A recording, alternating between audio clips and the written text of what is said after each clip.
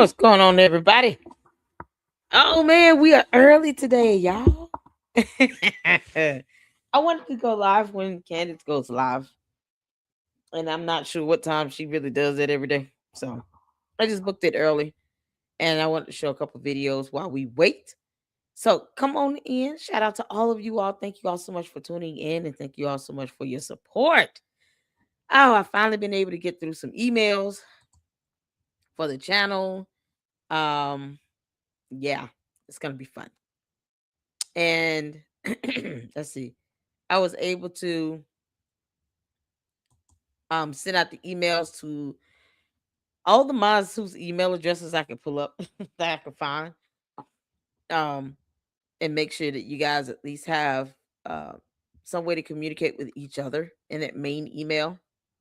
You don't have to reply or respond to that email if you don't want. You can just get the email addresses of the people you want to reach out to individually. Feel free to do that and go from there. Shout out to my mods. I appreciate you guys. I still have to set up S Files and I think was it S Files and Francisca on the second channel as mods. I'm going to do that shortly. But thank y'all so much for tuning in. It's been a day. Yeah, Yuck 2.0 wrote a song. I was like, this is so good.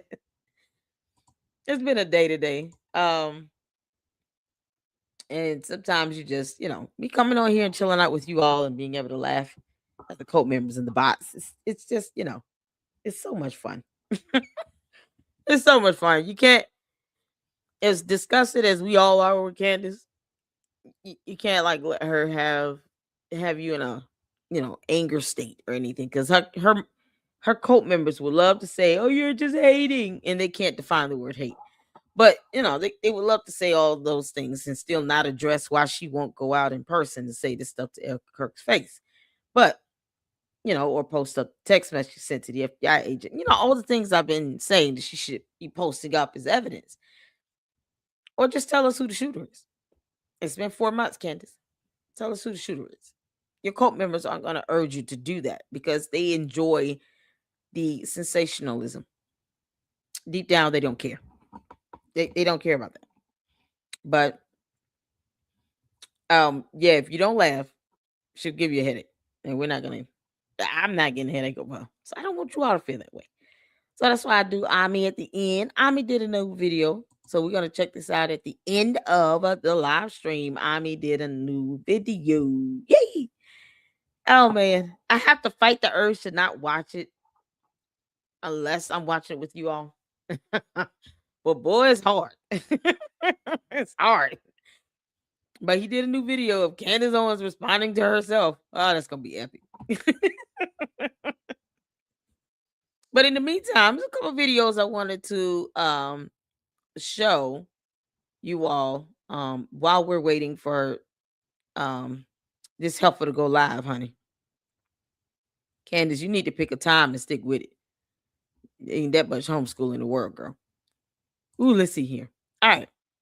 So what was this for? Oh, let's see. Shout out to Candace sending me a video Cheer Denise. So there's a few videos we could check out until she goes live. But I definitely want to start with this video where you have an attorney speaking about defamation. Let's get some comments in. How y'all doing? I hope everybody's doing well. Hope everybody's good. Happy Friday. We made it, y'all. Ooh, thank God. Personally, I'm ready to sleep in. I've been waiting to sleep in. Yeah. So we made it here. We're finally here. We're finally at the weekend. Let's see here. Colleen, what's going on, honey? I missed the show last night, although I looked. Oh, yes. Check it out when you can. And then this weekend, I'm going to be breaking down the longer live streams and putting up the shorter videos and clips on the members only channel so that the members can have some fun and watch this content. And I guess, after, a good couple weeks or so, Then release some of them slowly out to the public because that's how that goes. But I want you guys to be able to enjoy some content, even if it's just the shorter videos and stuff, because everybody doesn't watch 8-hour live streams or 4-hour live streams. I get it. But I do want you all to be able to enjoy some of this stuff too. So let's see here. We're gonna be doing that, working on that this weekend. And I will have all weekend to just clip it up, trim up content, put it up in the members only, straight for you all. As a huge thank you for being a member of the Lady Luck Club. And I'm also going to be doing some live streams to the second channel. That's where we go over there and have, just looking at some trending, social stuff, what's going on social media, that type of stuff. That's what we do that at, over on the second channel. So there's a couple videos that I've seen that I want to go over on the second channel. And we're going to do that this weekend. I appreciate you guys. So let's get to this. We're not watching Ami yet. Not yet. I'm Nick Brooks. We are gonna watch this young man. He has a small channel too, but he's got almost 5,000 views in one day. His name is Nick Brooks, and he's an attorney. And he's going to speak about Candace Owens defaming Erica Kirk, and of course the aspect of defamation per se. And so it's like saying contract implied, breach of contract implied, per se. It is more so of, if you're doing a lot of insinuations and you're claiming you're asking questions and you're really making allegations and accusations that could be debunked, even if, let's say, the law is not saying that it's straight out, flat out defamation, it still could be per se, because it's based on what the average person would take out of what you're saying. But he's going to explain this because I told you all, I listen to attorneys. So I've seen this video. I gave it a thumbs up. Make sure you guys check out Nick Brooks. I'll drop the video link in the chat. And this is, part of me personally, how I still, learn and stay abreast of the law. And any changes to laws, any case law that might, help to interpret laws, I keep up with it. I do. This is part of my research here. And I watch real attorneys that went to law school and they passed the bar so that I can be knowledgeable. Candace Owens is not a legal expert, but she don't trust none either. So, you can't make that up. But shout out to all of you all. CC, what's going on? Raph, how you doing? What's up? Hello, everyone. I know it's earlier, so a lot of you all will be able to catch the live. Hey, Fran, how you doing, honey? Oh man, what's going on? CC, Poetry Princess. Hello, everybody. Everybody speak to everybody. Hit the like button as you're coming in, but they're close. Hello, see, they're so close. I know. She always say that. Ain't no reply. What's going on, honey? Is it the Harry Potter one? Oh no, we saw that one last night or this morning. The one that we were checking out after her live is one where he's mocking her, responding to Erica Kirk. Oh my dear Lord. Yeah, it's Candace Owens' response to Erica Kirk. That's a brand new one he just did. So it's gonna be something else. The only way I can watch Candace, I know.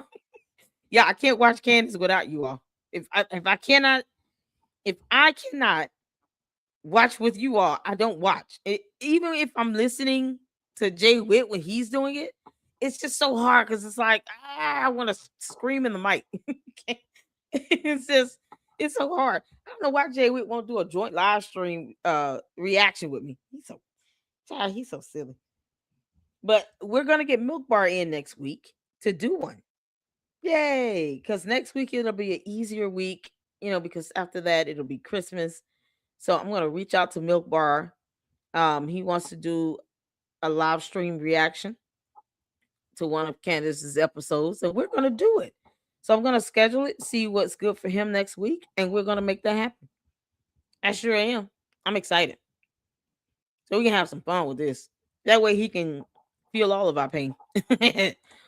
What's going on, Jennifer? Say I feel like Candace is days away from live streaming dancing in her kitchen with knives. So no, it's hot the kids, y'all. Beautiful says hi. What's going on, everybody? I'm just trying to get you guys comments up so everybody know you're here. What's going on, Dana? And this is the link to Nicholas. Let's say Nick Brooks. So we're gonna go ahead and get started and try to get this in and maybe another video before she goes live. So let's get to it. Yeah, put a one in the chat when you can see and hear. Hit that like button. Let me know what number like you are. Drop it into the chat. We're gonna engage in the chat today. So I want to thank you guys so much for tuning in. Let's go.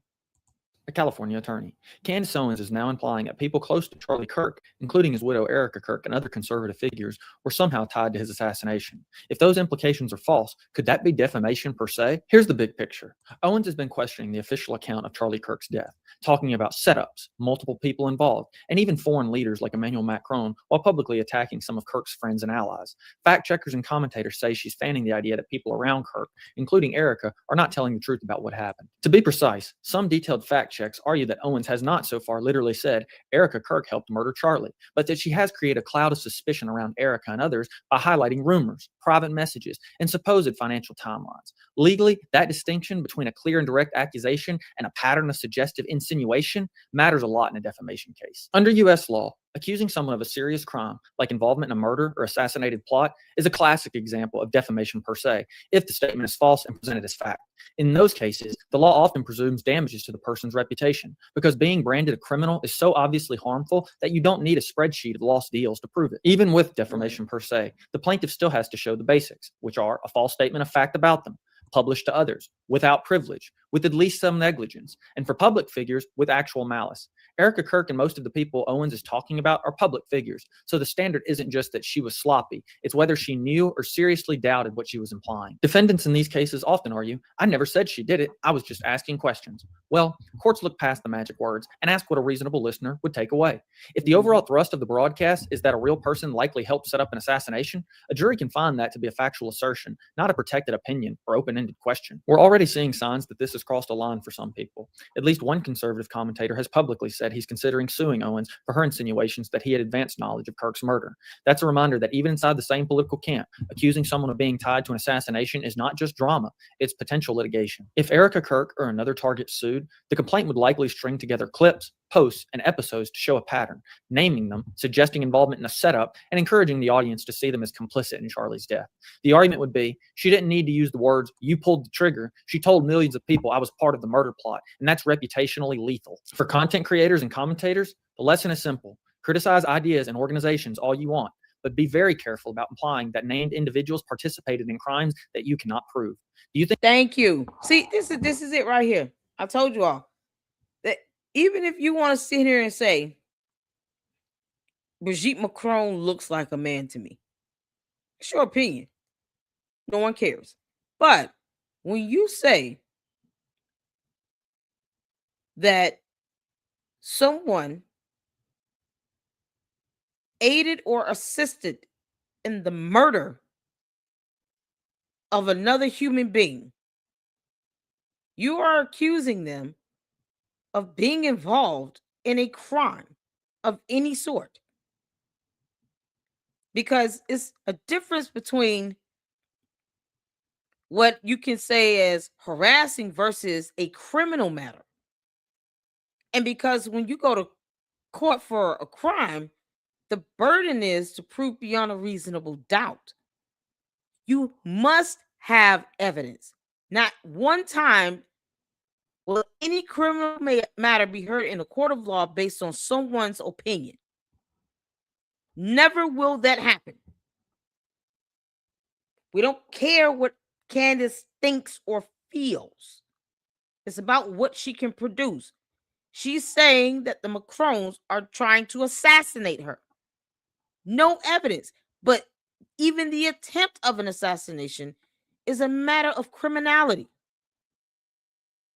And she wonders why they have her in court and they're suing her. I mean, if you all need to, I'm going to go back a little bit. Because I want this to be, especially for the Luxes here. We know what we, can and can't say generally in the comments. It's the candy ass cult members in the box that they just come in here and say all kinds of dumb things. But this is why When I say Turning Point USA should sue Candace Owens, it's because she has literally said that they're involved in some cover up related to a crime. That's not a matter of her opinion. She would have to prove that if it's related to a crime. These things go over their heads because they don't understand the definition of the word crime either. Neither does Candace Owens. Are you? I never said she did it. I was just asking questions. Yeah, you're not asking no questions. Without privilege, with at least some negligence, and for public figures with actual malice. Erica Kirk and most of the people Owens is talking about are public figures. So the standard isn't just that she was sloppy. It's whether she knew or seriously doubted what she was implying. Defendants in these cases often argue, I never said she did it. I was just asking questions. Well, courts look past the magic words and ask what a reasonable listener would take away. If the overall thrust of the broadcast is that a real person likely helped set up an assassination, a jury can find that to be a factual assertion, not a protected opinion or open-ended question. We're already seeing signs that this has crossed a line for some people. At least one conservative commentator has... A jury can find that. I hope you heard this. Sloppy. It's whether she knew or seriously doubted what she was implying. Defendants in these cases often argue, I never said she did it. I was just asking questions. Well, courts look past the magic words and ask what a reasonable listener would take away. If the overall thrust of the broadcast is that a real... That's the point. Candace, I told you, heifer. You can go in there and play word salad if you want to and play semantics. That judge will not care. You go in there and piss that judge off talking about word salads and semantics. I didn't say stop lying. Is exactly what I said. They're going to hold you in contempt just for trying to even insult their intelligence. You're not above the rule of law, heifer. And we all know this because when it comes down to her in litigation matters, then she becomes a scared little punk. She don't want to go to court like this. But that's the only recourse to get her attention, to get her to stop, or to get her to understand that you're defaming someone when you're accusing them of being involved in any way in any crime. Even if it's just part of a cover-up conspiracy, it doesn't matter. It's a crime. It don't work the same way as you saying that you think Brigitte Macron looks like a man, even though she was born a woman, and you can't scientifically prove that either, because they don't understand scientific evidence or how to define science. You know, her and her cult base, they go back and they exchange this stuff all day. All she does is get this reiteration confirmation from her cult. But she won't take the time to read anything. And when someone sues her, she gets mad. And they're sitting here like, why would they sue her? Go find out the hard one. Go look up the definition of the word crime and defamation. Go find out the hard one. And these people act like they're being sued as well. No, it's Candace being sued. Person likely helped set up an assassination, a jury can find that to be a factual assertion, not a protected opinion. A factual assertion. Keep that in mind. They're gonna perceive that as a factual assertion. It's not an opinion. It's not a question, because you're purporting it to be a fact, and you're talking about a crime where you have to prove beyond a reasonable doubt. Ended question. We're already seeing signs that this has crossed a line for some people. At least one conservative commentator has publicly said he's considering suing Owens for her insinuations that he had advanced knowledge of Kirk's murder. That's a reminder that even inside the same political camp, accusing someone of being tied to an assassination is not just drama, it's potential litigation. If Erica Kirk or another target sued, the complaint would likely string together clips, posts, and episodes to show a pattern, naming them, suggesting involvement in a setup, and encouraging the audience to see them as complicit in Charlie's death. The argument would be, she didn't need to use the words, you pulled the trigger. She told millions of people I was part of the murder plot, and that's reputationally lethal. For content creators and commentators, the lesson is simple. Criticize ideas and organizations all you want, but be very careful about implying that named individuals participated in crimes that you cannot prove. Do you think Owens crossed the line into defamation, or is this just protected commentary? Like this video, drop your take in the comments, and subscribe for more legal breakdowns of the wildest stories on the internet. Thank you very That was awesome. much. There you go. This unfortunate. So that was Nick Brooks. He's an attorney, and let me see. Is she gone live yet? Because I have to keep looking. I refuse to subscribe to Candace Owens. No. All right. So this is that was Nick Brooks, and I suggest you guys go check it out. And he's reiterating the same things that I've been saying. I mean, to be honest, this information is available to the public, things that can be researched. I'm blessed to have my godmother in my life, but even if you don't know an attorney or a lawyer or even a judge, this is why people who do, claim to be a part of, let's see, the member of the press and media should have a basic understanding of the law, especially when it comes to defamation. There's no reason to be sensational if you have facts and evidence. It's just none. And Candace is completely sensational. So, um, I just reached out to Jay Witt asking him when did she go live, and he said she may or may not go live today, so I'm not sure. So she doesn't do a pre-recorded show on Fridays.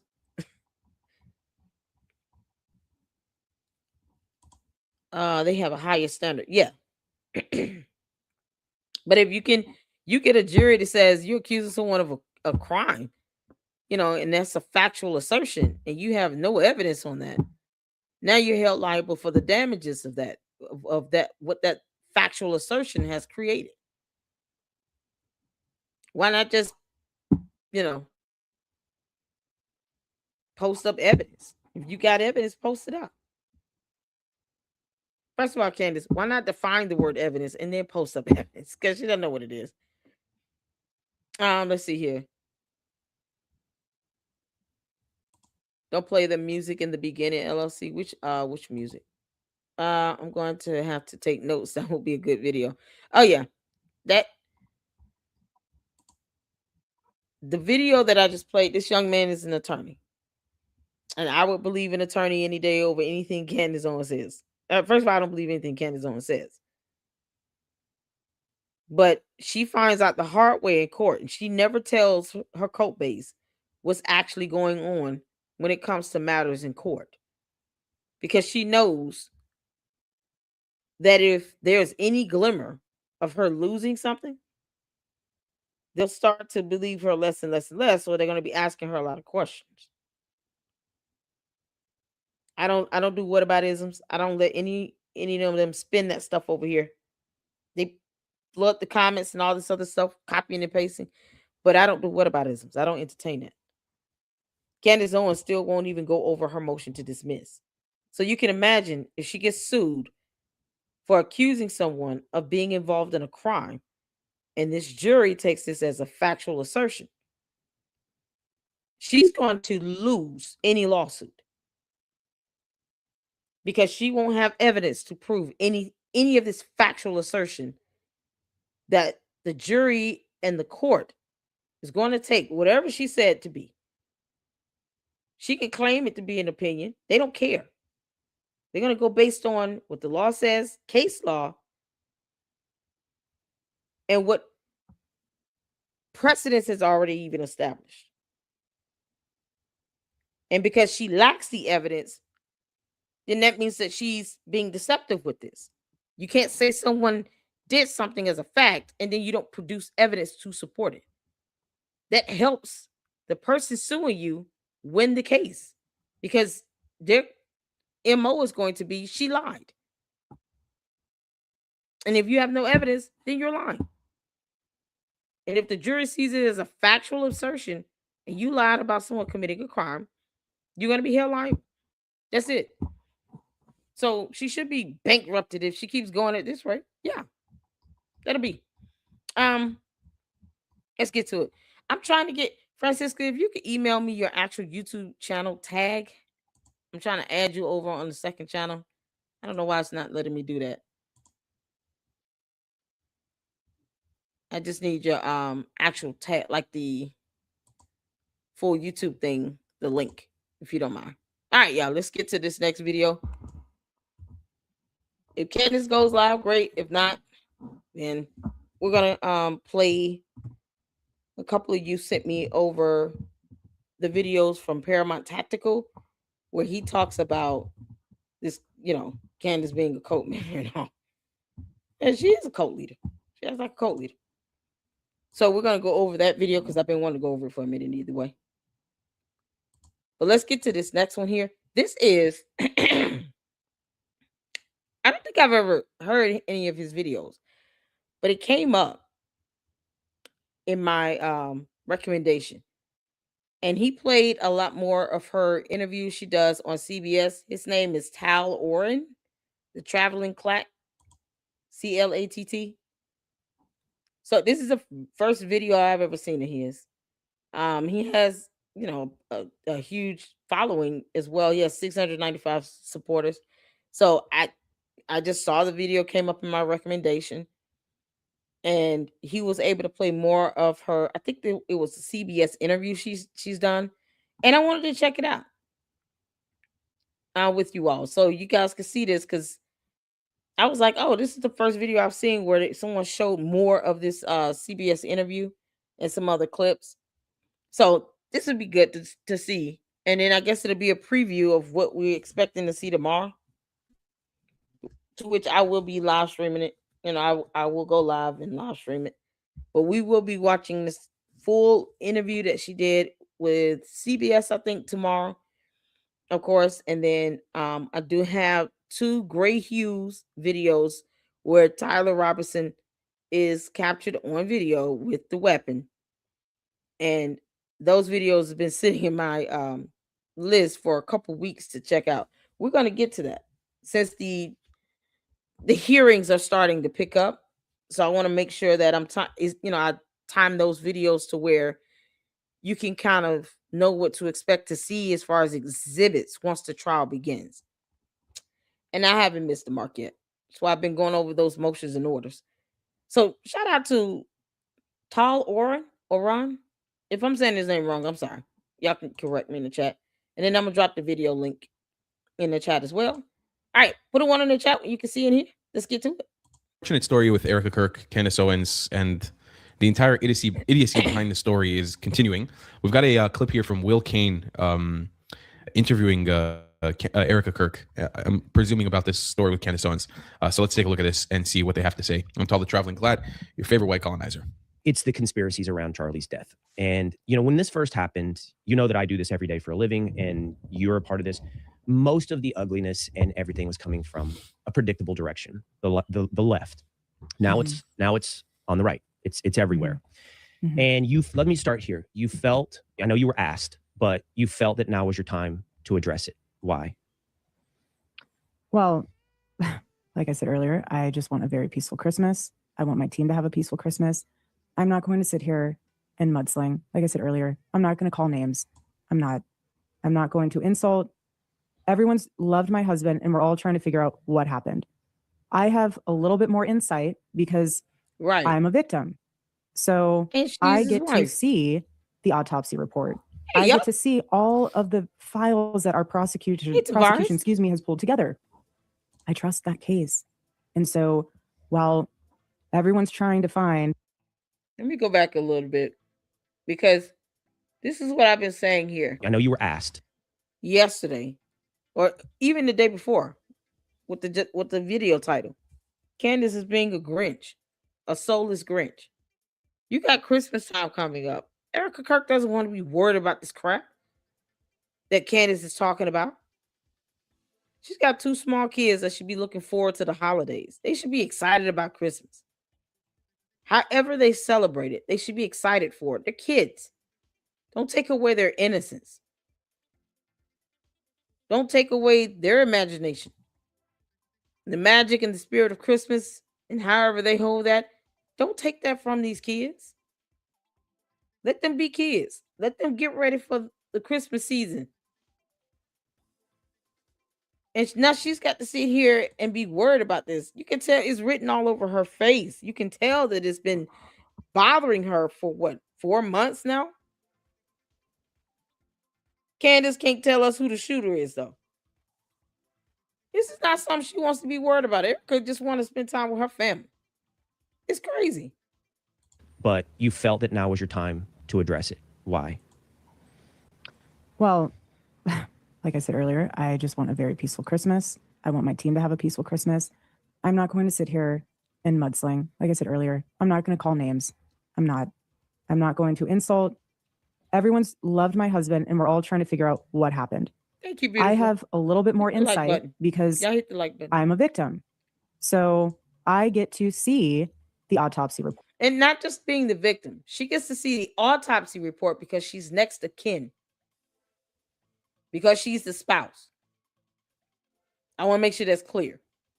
She gets to see the information, whatever they choose to tell her about the investigation, the autopsy, the medical records. She gets to see all of that because she is next of kin and she was his wife. Not simply being a victim, but because she was his wife and next of kin. So when Candace posted that EMR visit from the hospital onto social media, she was supposed to get Erica Kirk's consent because Erica Kirk would be the one that can consent to her deceased husband's medical information being disseminated to the public. We didn't need to know that. He went to a hospital. As a journalist, that's all I need to know. Did he go to a hospital? Great. I don't need to see the EMR of him being admitted into the ER. I don't need to see that. It tells me nothing. Unless you're going to tell me that Tyler Robinson walked into the hospital and tried to finish a job or something. Or there was a second shooter that walked into that hospital. Which hospital he went to be of any interest to me at all? All the jury is going to be concerned with is he went to the hospital. He had an autopsy done. That's it. We don't need to see the actual ER visit. And yet a hospital staff violated HIPAA privacy laws, sent that to Candace Owens via email, which is unsecured email. Stuff like that doesn't go outside of the actual email for the hospital. And then Candace Owens disseminated that information without consent from Erica Kirk. Yet another thing Candace could be legally liable for invasion of privacy. Dead or alive, you still have the right to privacy of your medical information. And your next of kin is the one that should be giving out consent. Candace didn't even ask. She just posted it up. That's the disgusting, deplorable behavior of Candace Owens. She doesn't care. I get to see all of the files that our prosecution, has pulled together. I trust that case. And so while everyone's trying to find the ultimate explanation of digging deeper, that's one thing. You know, if you want to dig into his Discord chats or whatever that guy was involved in, I don't care. Have a heyday with that. Go right ahead. I'm not telling you to not ask questions. I just told you this. I ask questions literally daily. Yes. That's not what this is about. What this is about is the accusations that somehow Turning Point USA, my husband's team, my husband's security team, my husband's friends, my husband's employees are somehow, and myself, are somehow implicated in his murder. That is a totally different line. Totally different line. So of course I am going to stand up for that. Yeah, because that's a line in the sand. Because anyone who knew Charlie and knows us, that's sick. It's sick. But if you want to go after whatever you want to go after down that way of, great. But don't accuse us. Don't overanalyze. Like, honestly, Will, I have no idea how I would have reacted that day if I was there and I saw my husband be murdered. So how are you going to hyperanalyze those people that love my husband, that were with him, that second, thinking that their reaction meant somehow they were involved in it? This is a one-of-one where social media has just had a heyday, tearing things apart. And what's so sad is that I know all of those people that were there that day. And I know all of the people who are impacted by this that are within our close orbit. And it is painful to see on their face how exhausted they are to have to relive the trauma every single day. That's not fair. We are not robots. How do they consume it, Erica? How does it, I mean, social media. What's disturbing is Candace Owens will watch videos of him being shot over and over and over and over and over and over and over again, and admitted it herself that she's obsessed with it. You know, I'm just obsessed with this. I'm obsessed with what happened on the day he was shot. She could have been there in person. No one asked her, hey, why didn't you just go out there and support him while he was still touring campuses and stuff? Why you just take your behind out there and give him some support? She's the one that admits she watches those videos over and over and over and over and over again, trying to pick up every little thing, wants to identify every person out there as if, they don't have the right to keep their information confidential because they just went to an event. So now everybody is guilty simply because they went out there to support him. Now they have to risk being cyber harassed, bullied, doxxed, all because she wants to know who they are and they have nothing to do with anything. Just innocent bystanders. How is it getting to you? Like, I know you said the chatter. Well, the team tells me. I mean, I do not watch one thing. The team tells me if there's anything I need to know. I mean, honestly, Right. I say, unless I really need to know, tell me. But if I don't, please, I don't need to hear it. But that's, we So try to they come guard in, it that way. Erica, and But they're like, they're saying this now. This is the current line. This is what's happening. not all the time. Not all the time. Honestly, it might not even be from the team. I'll get a phone call from someone and be like, hey, did you know that somehow you're involved with Romanian orphans being sex trafficked? I'm like, you've got to be kidding me. Like, it becomes laughable at some point. No reply. You got, what do you mean? 35 people on what now? You said, oh boy, she's talking about me. I dug deep in his Discord, esteemed messages, found a wealth of info on these people. Thank you, Erica, for saying what I'm doing is okay. Hey, Stacey, how you doing, honey? No reply says there are about 35 people involved in the chat she's talking about. With some Romanian kids? Hey, Care Bears, how you doing? Francisca, I need your email tag. And Satiric, I finally got you added as a mod. You should see it now. Yay. I mean, the fact that we're talking about something going on yet again in another country is baffling to me. How do we... Good Lord. These stupid conspiracy theories, they be all over the place. They can't stay in the United States of America. Now we're in Romania. And they're like, they're saying this now. This is the current line. This is what's happening. Not all the time. Not all the time. Honestly, it might not even be from the team. I'll get a phone call from someone and be like, hey, did you know that somehow you're involved with Romanian orphans being sex trafficked? I'm like, you've got to be kidding me. Like, it becomes laughable at some point. I mean, again, we have been lied to over and over again. Oh. Okay. So there is a baseline of understanding of, okay, hey, Diane. we're trying to seek the truth. I get that. Again, I'm not saying don't ask questions. But when you turn questions into accusations and you don't have proof and you're leaving things open-ended as if our team or someone involved with our team is Diane, I'm gonna tell you, even if you show them the information in writing, they're still gonna say, well, maybe Candace didn't mean to do it. They're gonna keep making excuses for her as if she pays their bills. These are cult members. They literally deify her. They worship her like Jesus Christ. How do I know that? Because they put it in my chat. They treat her like God. She can't do no wrong to them. It's crazy. Involved in it. And then you sit there and hyperanalyze my body movements, my tears, my frowns, my voice inflection, my faith, if it's not real or if it is real. I'm not going to waste my time with that. I have nothing to prove to you. Where do you think when it's you coming know from, the Erica? truth, I beg your pardon? Where do you think it's coming from? Like, send it what's to the me, no motivation? reply. That's for each individual person. Everyone has their own motive. I'm not going to assume what those motives are. Some, it might be, honestly, grief is weird. Everyone grieves differently. It's not linear, comes in waves. Everyone has their own personal relationship with Charlie in a way where even if you didn't even meet him, you have a personal relationship. Where did you get this Romania stuff from? What? Why are we in Romania with these conspiracy theories here?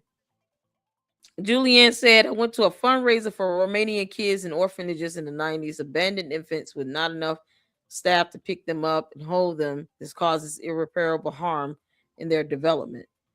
Yeah. Thank you, Satiric. There you go. I appreciate you. I have no bills. Are you a bot?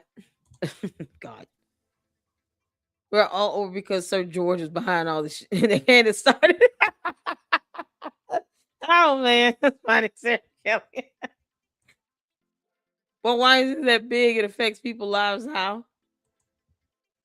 I'm not understanding your question. Hopefully these documents will help. Yes, you guys can email it to, because I don't know how we ended up in Romania. This is the United States of America. He was shot in the state of Utah. Why are we in Romania? That's how conspiracy theories are. They go wild and free, and it all in another continent somewhere. Why are anyone bringing up something in Romania? And when they can't even pinpoint Erica Kirk having been in Romania. You know, Candace is the one that's friends with Andrew Tate here. Can't make this stop. Email it to me and I'll go over it. Because I have some other information I'm gonna do a little research on and see if I can reach out to someone for some confirmation on some stuff Candace is talking about. Who child, this MK Ultra thing. She just makes up stuff. Relationship with him because you watched his videos or you went to a campus event. Then you get to the next tier where you actually did meet him. That's another personal layer. Then you get to the next tier where you were actually a friend. So I'm not going to sit here and question or hyperanalyze what someone's motives is. That's in their own heart, and that's what they have to deal with responding to the Lord. That I'm not going to go.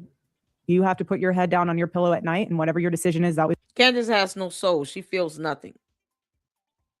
I would say, Erica Kirk, with all your responses, your attorney should be sitting right next to you. And be prepared to say that if we have to make sure that you respond to the Lord and to the law, we would make sure you respond to the law. Whatever happens between you and God is what happens between you and God. But you responding to the court of law, we can make that happen. This is why she needs to be responding through her attorney. Because Candace doesn't have a soul. She doesn't care. The cult members don't care. They just push out their narrative. They deify somebody that doesn't take care of them and pay their bills and have to feed them or buy them food. They don't care. If they're bots, then they're really insignificant. They don't care. Their agenda is to push out her narrative. Maybe she's paying them. Maybe she's not. Who knows? Is your decision. You know, because what I do ask though is that you keep in mind, again, there is a difference between questions and accusations. And if you have accusations and you are going to go down that rabbit hole, provide proof. I don't care if you're a journalist or someone on X. If you say accusations, provide proof. You can't just throw stuff out there and then all of a sudden everyone thinks that somehow that's truth. It's not. And it's very hard to prove a negative. So if you say, well, I don't believe what they're saying, even though they're telling you the truth, well, how is the truth going to set you free if you don't believe the truth? So now you're just talking in circles. My only prayer for all of that. Exactly. Let me sum that up.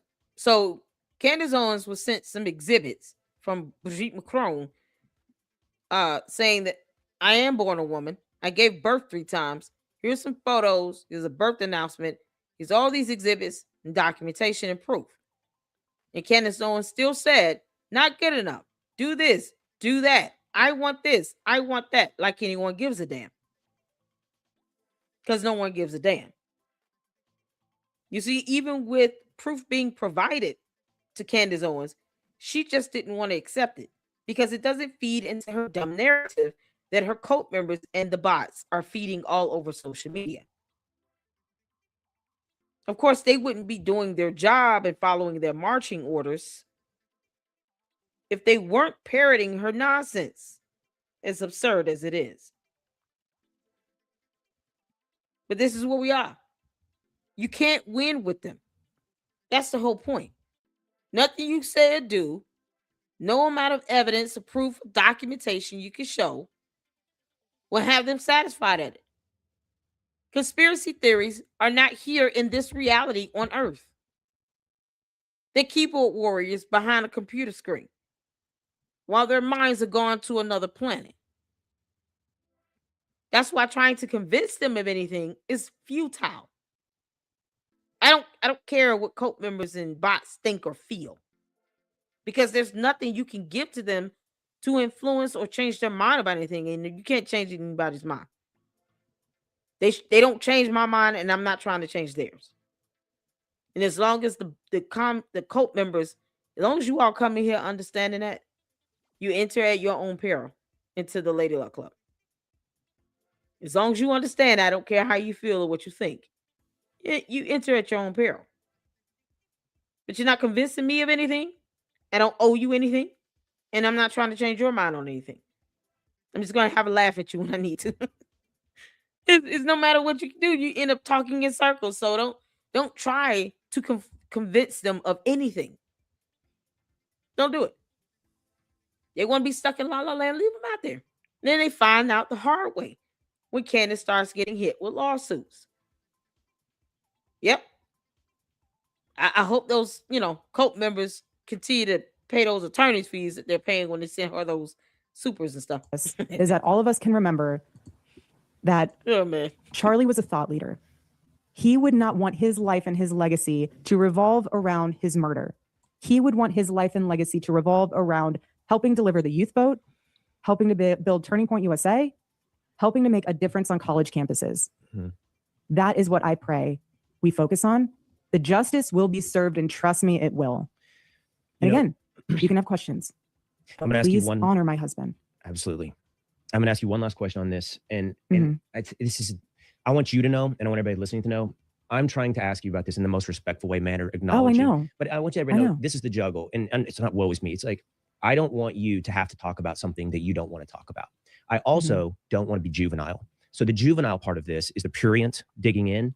And it's also doing something that I've done so far in this interview, which I haven't mentioned Candace Owens. I just didn't mention her name. And I didn't do that because I don't want to force you to talk about it if you don't want to. But everyone listening knows. And so after a while, I'm like, well, don't be juvenile. Everybody knows what you're talking about. And I'll be upfront. I haven't kept up with it. I don't know everything. I don't know all the accusations. It's impossible. It's impossible to keep up with. So in a lot of ways, I guess I am asking about something that we're not addressing. And I don't think that's fair to the audience.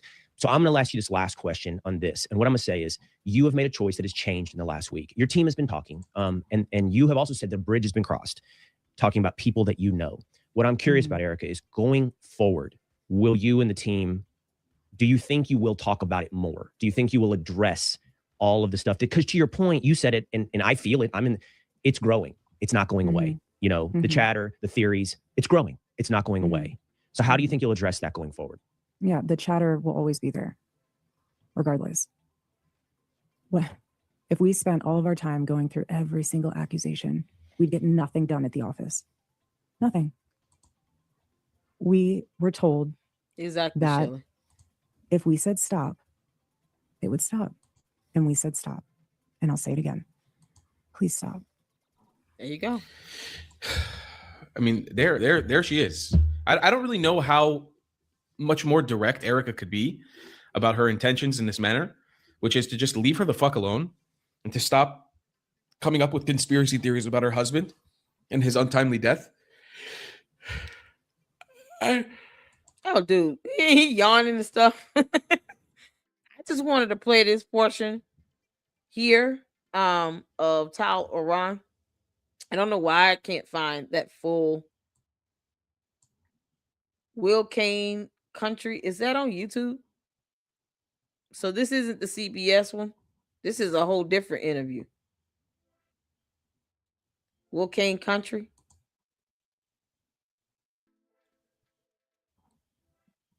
Let me see.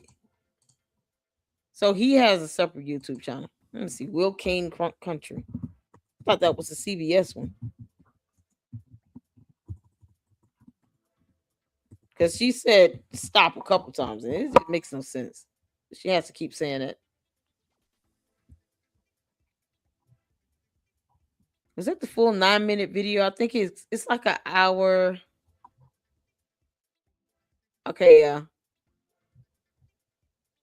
It's a 9-minute clip. So let me just take you all to his channel right quick. Let me save this so that you guys can, go to his channel if you want and check out some of his content over there. Let's see. Watch later. So this is what his do channel. You think, Dave, of the Will Kane Country? And of course, he did a live stream with Erica Kirk. It's about an hour, 17 minutes. And I think the portion that is I just played was like 9 minutes long. So I can Drop the video. Here we go. It's the conspiracies around Charlie. And then that way y'all can see it directly from here as well. Did he play this full? I wonder if he played the full Charlie's death. video. And, when this first happened, you know that I do this every day for a living. And Did he play the full You can have video? questions. But that's, we so try to they come guard in, it that Erica, way. and But they're like, they're saying this now. This is the current line. This is what's happening.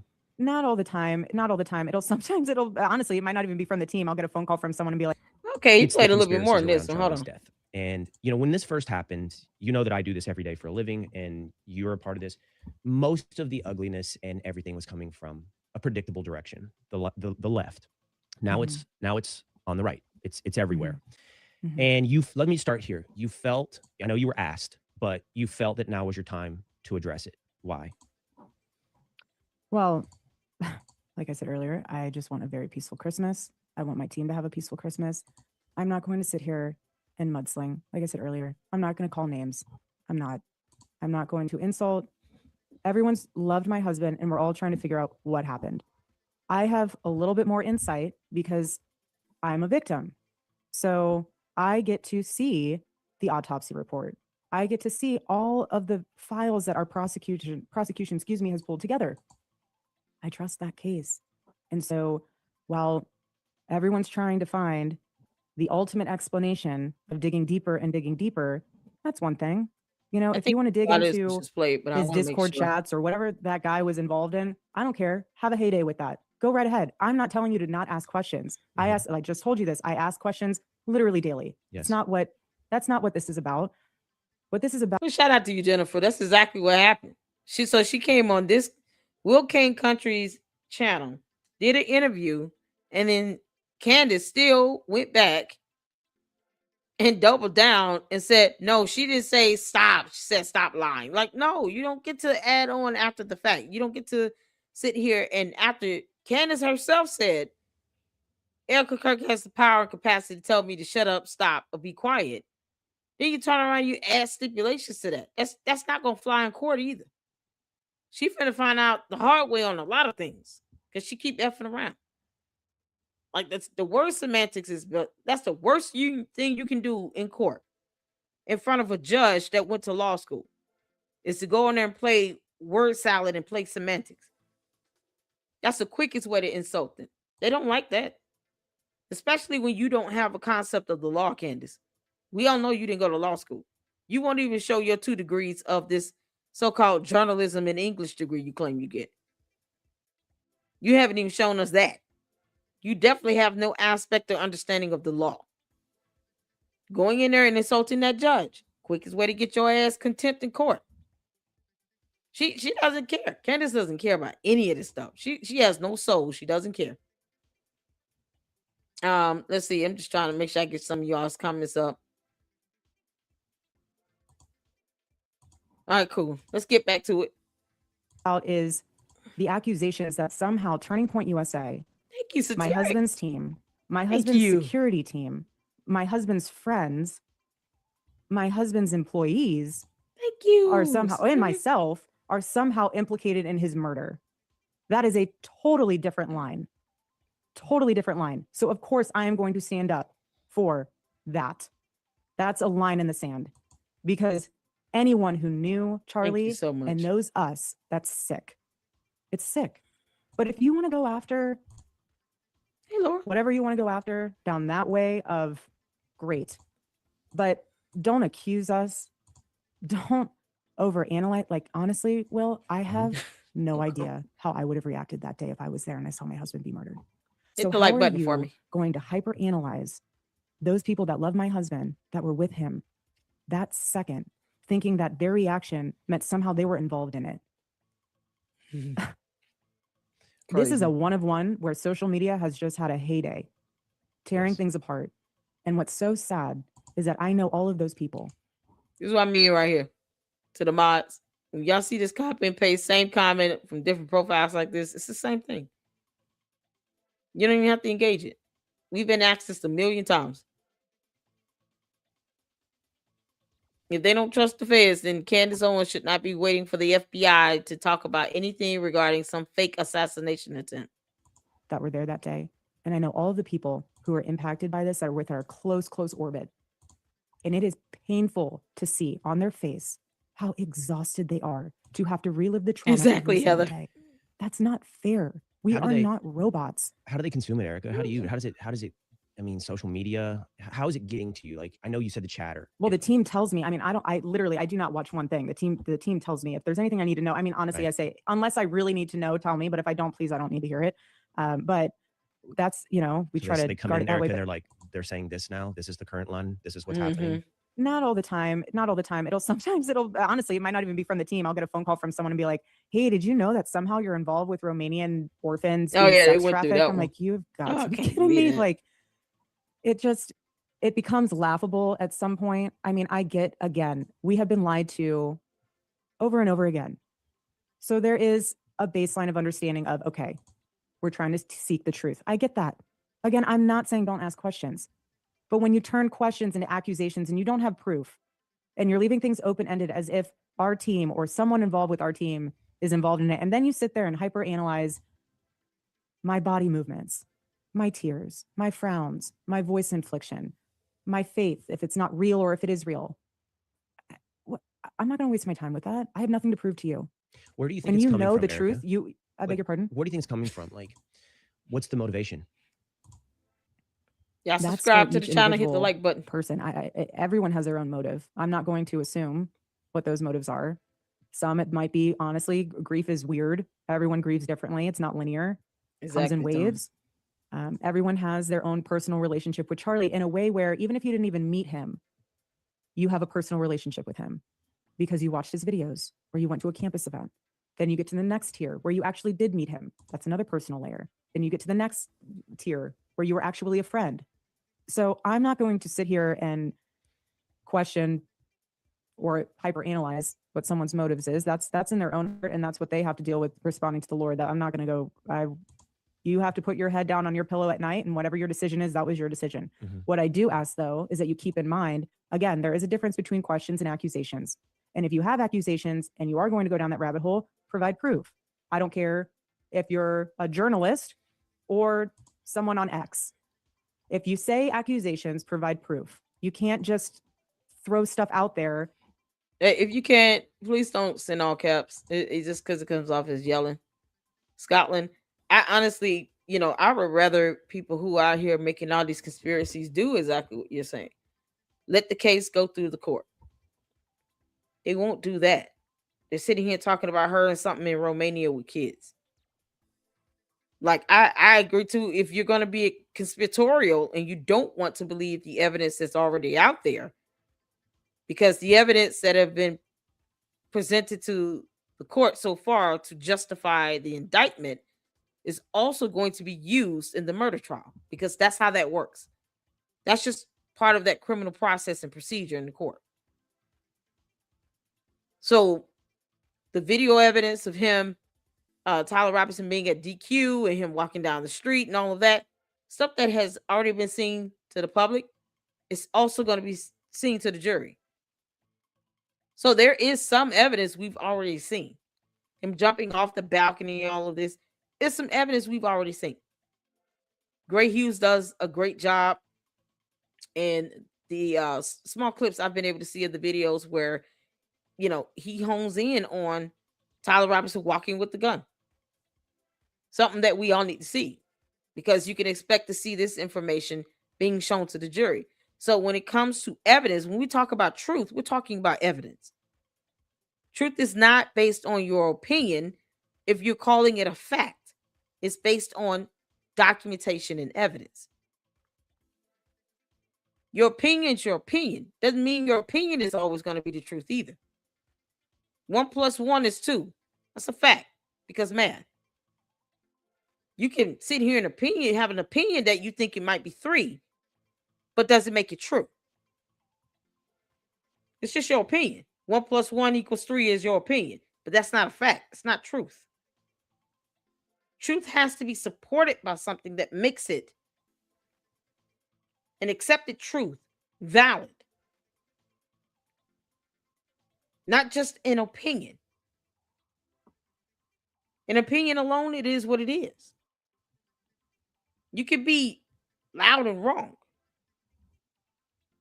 But that's the problem here. You're talking about a murder trial that is based on evidence having to prove beyond a reasonable doubt. It's not based on anyone's opinion or anyone's skewed definition of truth. It is based on facts, evidence, and law. That's it.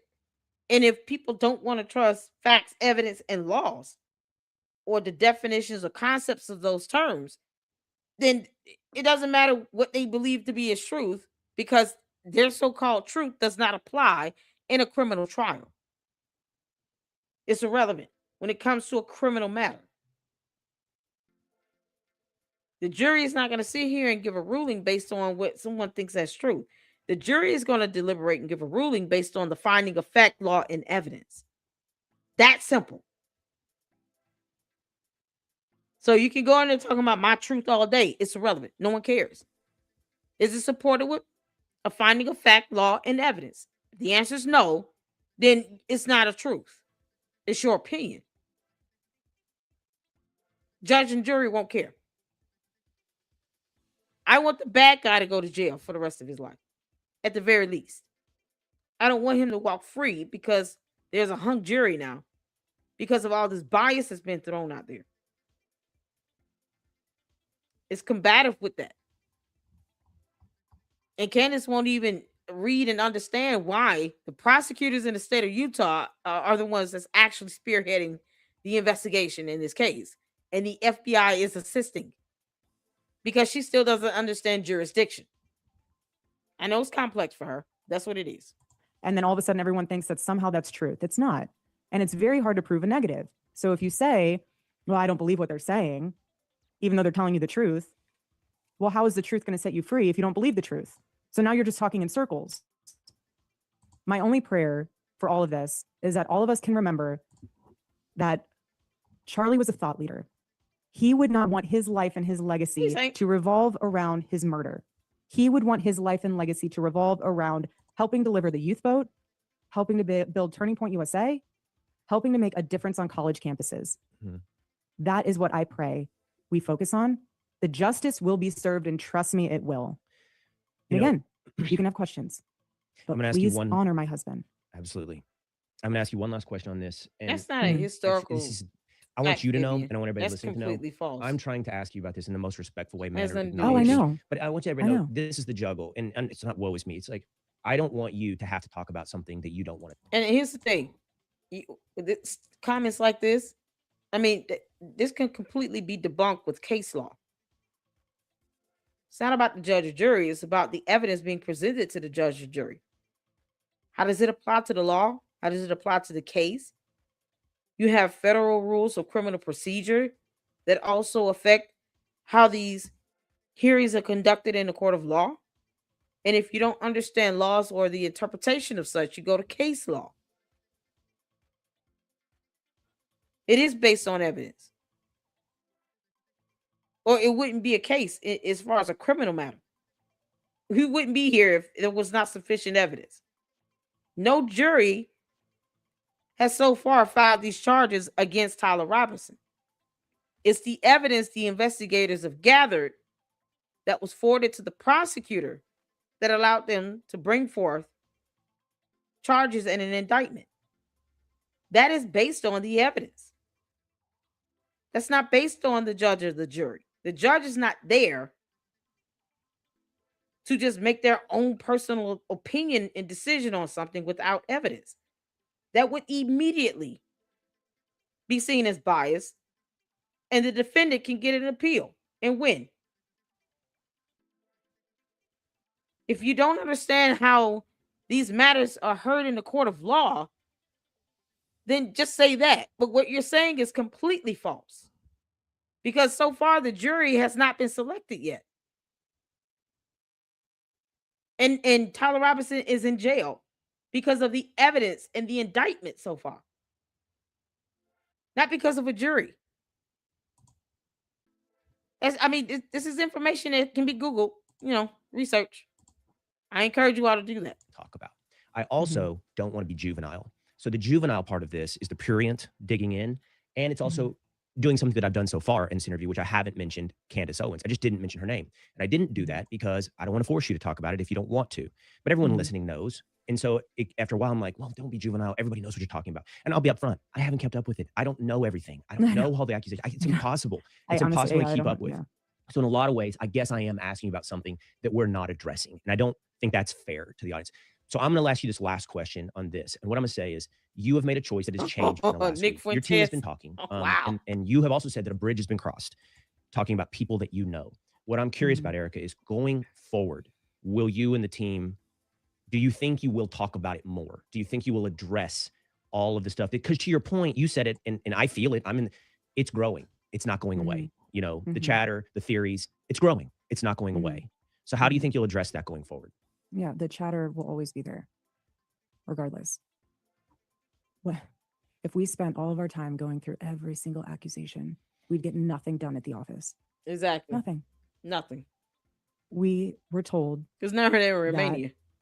If we said stop, they would stop, and we said stop. And I'll say it again. Please stop. That's that. That's that right there. I mean, it's that simple. Leave her alone.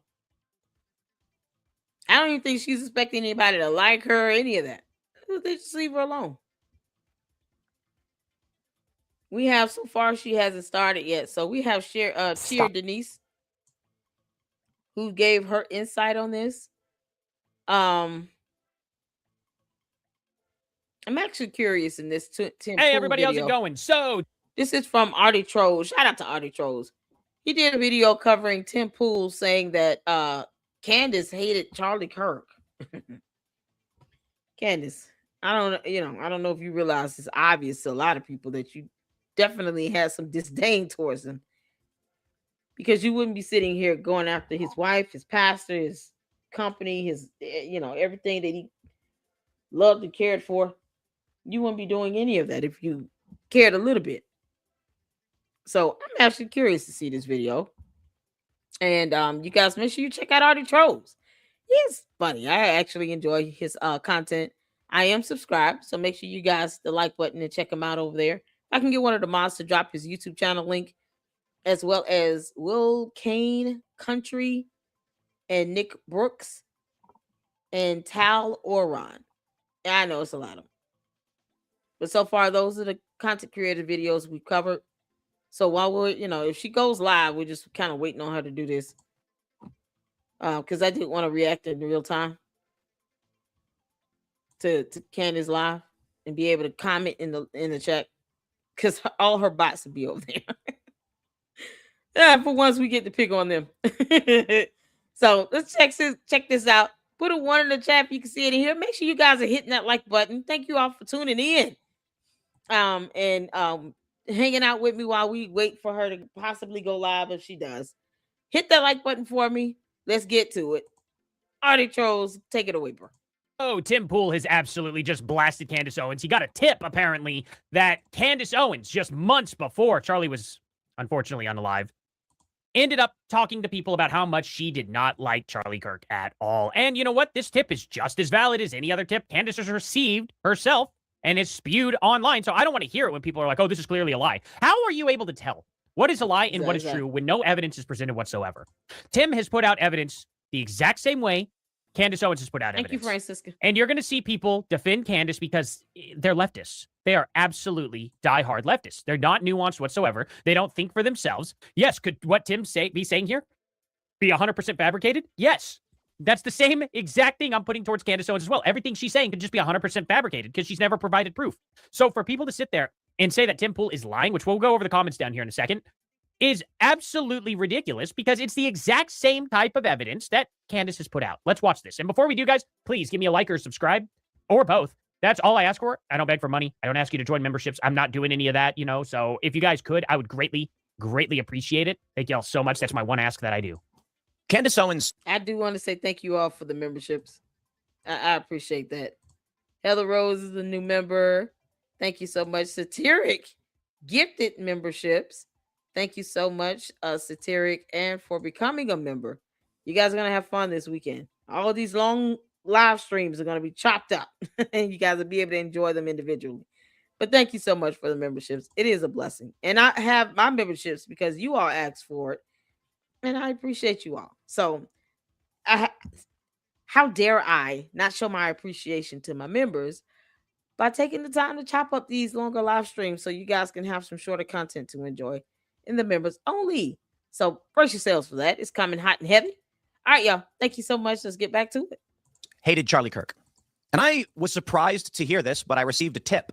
Several prominent conservatives have confirmed to me and my crew that Candace Owens had been going around shortly before he died, within the months before his death, saying that she hated him. Now, I wonder if she really hated him. Maybe she was just scornful, second wife syndrome. Maybe she actually really loved him. Now, here's the thing. Tim is claiming that he's hearing I this said from the same prominent thing. right-wing YouTubers, people in her I said the circle, same thing. not random people. He was probably genuinely able to verify exactly who. Probably could have been somebody like a actual Justice Warrior or something like that. I don't know. I have no clue who he would have actually asked. But it could be really genuinely anybody. Now, here's the thing. Here's the thing that's just so weird. I want you to understand who it is first that Candace Owens and, well, people, essentially Candace Owens group, who they are, okay? I wanted to show you guys this just real quick. It is, oh, God, where is it? I probably have it under replies. I do have it under replies. It's Marjorie Taylor Greene and Milo Yiannopoulos that I'm genuinely what the worried heck about is here. going on with Okay? Marjorie Taylor Because Greene again? let's see, where is it? Oh, dear Lord. Here it is. So Cat Turd ended up tweeting this out. Look at who Marjorie Taylor Greene is with. You know, I heart Palestinian liberation code pink. You know, and I said we know where she is. Man, Marjorie Taylor Greene, let me tell y'all something. This is why you don't come in extreme. She came in a full-blown extremist, die-hard, I love Trump, everything Trump, Trump is God, Trump. And then now look, it's almost embarrassing. And I'm not political at all. It's funny that, you know, cult members come in here accusing me of being a Democrat. I'm not political at all. See, this is why I have the blessed freedom of saying what I want to say in the Lady Luck Club. You come in your own peril. But when you come in and you're overly extreme with your political views, you don't give yourself wiggle room to be able to disagree or agree to something, regardless of what side you're on. Whether you're extreme conservative or even extreme liberal, it's not a good thing to be extreme. What the heck is going on with Marjorie Taylor Greene now? So she's no longer a Republican? Has she decided to become a Democrat? What the heck is going on with her? Aligning. Look at her intern Milo and what She's he's so doing with confusing. Candace. You know what I mean? It's just, look at her. She came out and argued in favor of illegal immigrants because she owns a construction company where illegal immigrants come and give free labor for. You know what I mean? Or at least underpaid labor. And that's the type of people makes that no Candace sense. Owens is aligned with as well. And you can kind of understand where the rhinos are. The rhinos are much closer to Candace than they are closer to Tim Pool. You I can't give make him a this little up. bit more credit. But when he chose Erica over her, she became resentful and angry, sour grapes, trying to find a reason why something was wrong with him. I almost wonder, as we all know, let me pull it up on Grok here because this is very, very, very interesting to me. When did Charlie Kirk and Candace Owens have a falling out? And this was, I think it was 2018, but I want to make sure. It was 2017. Okay, that they kind of started having a bit of a falling out. Let's see here. Owens was hired by TPUSA. Okay, here it is. 2019, actually, to 2022. There we go. Owens increasingly promoted fringe theories, election fraud, stuff like that, which clashed with TPUSA's mainstream conservative focus. Kirk reportedly distanced himself to protect the organization's donor relationship, public image. So let me ask this. When did Charlie Kirk and Candace Owens unfollow each other on Twitter? What year was that? Because I wonder why specifically. Charlie Kirk and Candace Owens unfollowed each other on X, formerly Twitter, in May of 2024 amid What? escalating tension. Okay. So, oh man, did y'all know this? They unfollowed each other in 2024. And yet you got people out here saying they were still best friends. You know, these are the same people that don't believe in anything here on earth in this reality. But this is something else. They unfollowed each other. And I have some info, shout out to Francisco, about why Candace Owens resigned from Turning Point USA. So she unfollowed him in 2024. She resigned in May 2019, saying she wanted to focus on her book, podcast, etc. Unofficial reasons was due to internal dissent. Wow. Candace made Hitler statements in late 2018. Hitler's nationalism would have been acceptable if it was just confined to Germany. TPUSA chapters called for her removal. So they called for her removal because she made comments about Hitler in 2018. And the Candace's comment, cult members and the bots don't give a damn about anything. But the cult members, for some reason, don't find this problematic. How much more hypocritical is it going to get? Because hypocritical is synonymous with lie. How much more hypocritical is it going to get when she's sitting here saying that what Hitler did would be acceptable if it was confined to Germany in 2018? And then Turning Point USA chapters called for her removal. She resigns in 2019, telling everybody that she wanted to focus on her book and podcast when it was based on internal dissent, because they want her ass removed. Because she's sitting here saying that, Hitler's nationalism was okay if it was just in Germany. As if people living in Germany should have been subjected to that nonsense. He murdered people. The same way she doesn't like people being murdered in Gaza. Why would she be okay with people being murdered in Germany? It's the hypocrisy for me. Terms synonymous with lying. You can't make this up. So 5 years later, they unfollowed each other. Good grief. Over Owens' increasingly controversial views on topics like Israel, Palestine, stuff like that, okay? So it was actually really, really recently when Candace Owens and Charlie Kirk started beefing with each other. Oh, man. Okay? They were having issues around 2019, and then TPUSA let her go. And then Charlie Kirk and Candace Owens really started getting into it with each other and unfollowed each other. Candace Owens also deleted every single Instagram photo of her with Charlie Kirk when this happened. You can go to her Instagram and look at it right now. Everything 2024 before, she deleted every photo with Charlie Kirk. That's why there's only photos of Charlie Kirk in 2025 on her Instagram page. This really happened, and people don't know about it. It's pretty wild. But that's crazy. Her and Charlie Kirk had a major falling out. And I almost wonder if this had anything to do with Charlie Kirk getting with another woman. I wonder if Candace Owens was coming on to Charlie and he just wasn't interested and she resented him for it. I don't know. But she seems bound, dead determined to get between Charlie Kirk and Candace Owens, even though Charlie Kirk isn't even around anymore. Isn't that a little creepy? And she chose a different life. I look at everything she's doing now. She's attacking Erica Kirk directly, a grieving widow who has to now deal with a life without a husband and a father for her children. Right. And the question is, why would Candace do this? Why would Candace accuse Turning Point staffers, Charlie Kirk's best friends, of being in on the plot to murder him or even attack his wife? If she really cared about Charlie as much as she claims, she'd want to protect his legacy. She'd want to create a better future, or at least help in whatever way she could. You would think. I don't blame her necessarily for going down the conspiracy rabbit hole and being like, hey, why wasn't he protected better than this? What happened here? What happened there? I don't blame her for any of that whatsoever. What I blame her for is the finger pointing. I've been very consistent on this from day one. Very, very consistent. Okay? Candace Owens, it's okay for you to ask questions. What's not okay is for you to finger point and say, TPUSA did it. Mormon B cults did it. Israel did it. Ukraine did it. France did it. Trump did it. The FBI did it. Justin Bieber's handler did it. Britney Spears, whichever one, same person, apparently, maybe. I don't even know if they're the same person, to be honest. Calvary Church did it. What's his name did it? Rob McCoy and, all them. Just pointing fingers, to the point where she's gotten to Border Patrol, and Charlie Kirk's head of security is now guilty of taking his life. That's what she said. Harpole, what's his first name? Brian Harpole. Charlie Kirk's security. She said he is now in on it. It gets crazier and crazier, the amount of... Yeah, I remember what that attorney said in the beginning. That's why I played it. Making these factual assertions. A jury would eat that up, and they would hold Candace Owens liable because it's that straightforward. If you're saying he's in on some criminal activity, you would have to prove beyond a reasonable doubt. You would need evidence. No one cares about your opinion. Not when it comes to a criminal matter. Nope. People she points the finger at. It's very, very messy. And it's supposed to be messy, I think. I genuinely think it's supposed to be messy.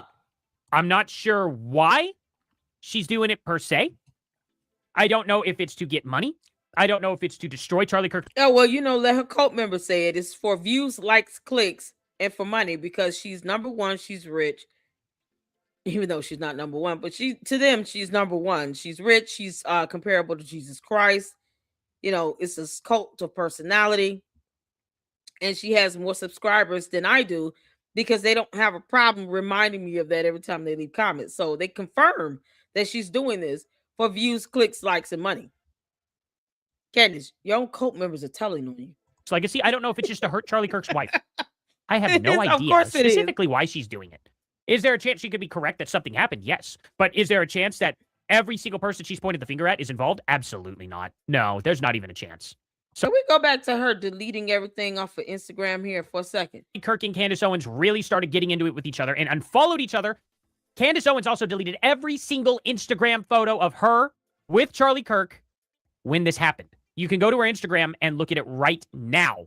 What would make you what would lead her to do this and then think that there's supposed to be some sort of reunion?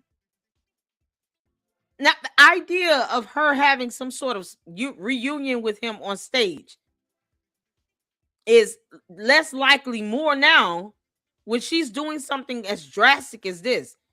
So between her leaving Turning Point in 2019, being forced to resign because they wanted her ass gone, and let me be clear on this. I saw comments saying I need to do some research on Hitler. No, I don't. I could care less about Hitler. Why would I need to do any historical research on him? He's an evil being from hell. There's nothing else I need to do about him. I have no interest in Hitler. That's just bottom line with that. I would rather read the Bible and learn more about Jesus Christ. Hitler is of no interest to me. None. So you have someone to sit here and remove all this stuff between her leaving Turning Point 5 years in May 2024. And when did she go on this last tour? That Amfest in 2024 was like July, something like that, April. I'm assuming it's the appearance she made, the last appearance she made with Amfest. Was it before or after she did all this deletion? This sat up here. Think about this. From the time she left in 2019 and was forced out until 2024 when she did all of this. That's 5 years where all those photos sat there on her Instagram.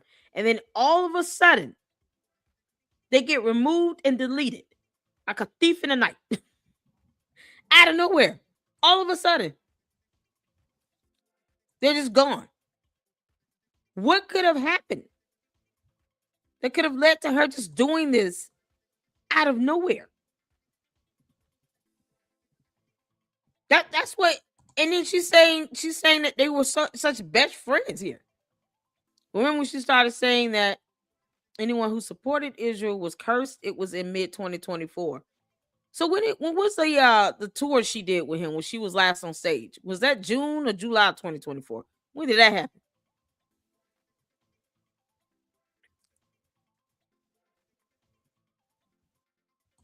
I'm not deleting anything.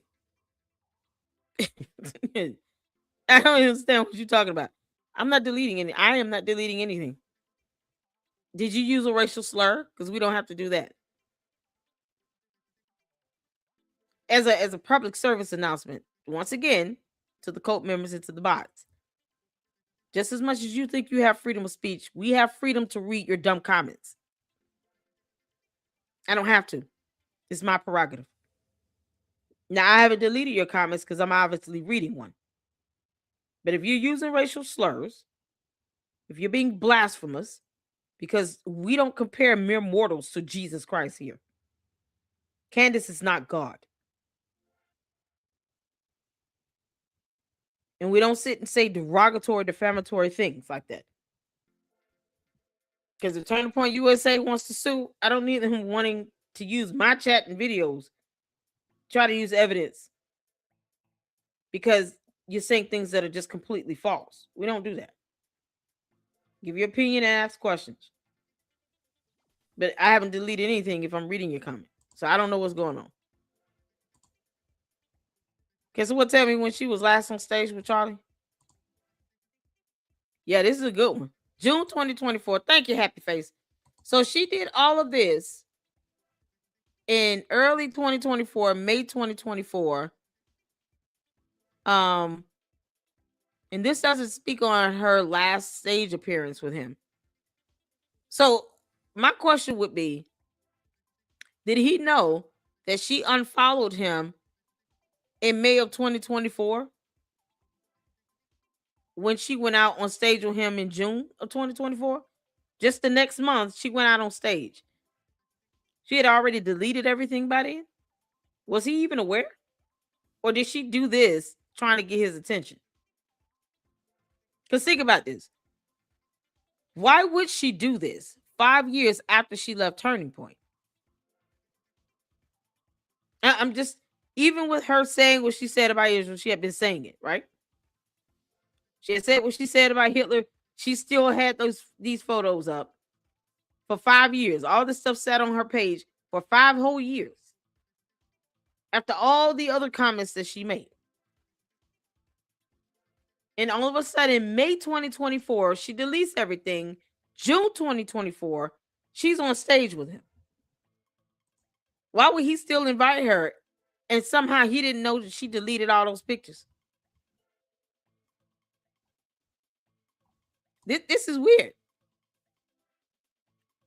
She either angry or faking it. Because somehow it's like extreme with her. Nothing is balanced about Candace Owens. Because we all know that, Candace. You're not balanced at all, girl. But it's like one extreme or the other. And it's so erratic and irrational. There's no logic in that. So why go out on tour with him June 2024 if you deleted photos and posts and anything on your Instagram May of 2024? It's weird. I'm trying to make sense of that. So he didn't know she did this, or did she do this thinking that it would get his attention because she probably wanted to go on this tour with him or to speak at AmFest? Maybe she did that to get his attention. Now, I'm not saying anything to the comments she made or anything like that, because like I said, when she left Turning Point in 2019, she didn't delete all this stuff right away then. She waited 5 years later. Maybe she did this because she acts out of extremism to get his attention to go speak at AmFest or to go speak at whatever event it was in June 2024. My bad. June 2024. Whatever was in June 2024.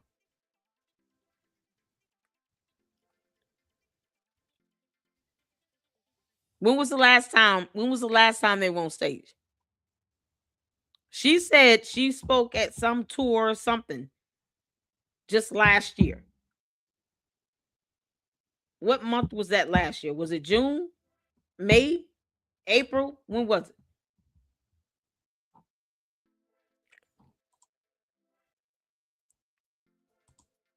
Okay, he wasn't with her when she did that.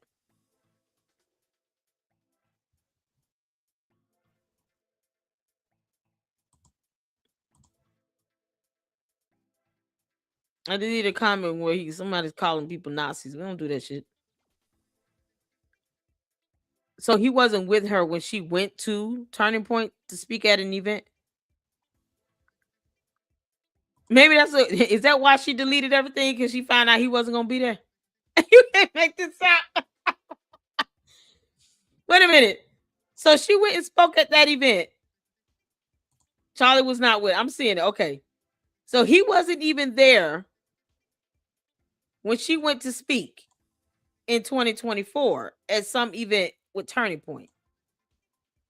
No, he was not. So maybe that's why she deleted all these photos, because she found out he wasn't going to be there. you got to ask, like, something prompted her to do this out of nowhere. Even with her saying the raunchy comments she's been saying, even if he didn't agree to it, something just prompted her to do this out of nowhere. So that explains it even more. It's plausible that she acted so extreme and deleted everything because she found out he wasn't even going to be there. Like, her chance to be able to spend time with him, she got robbed. She thought they were going out on a dinner date. He said, "Girl, I ain't even going to be there."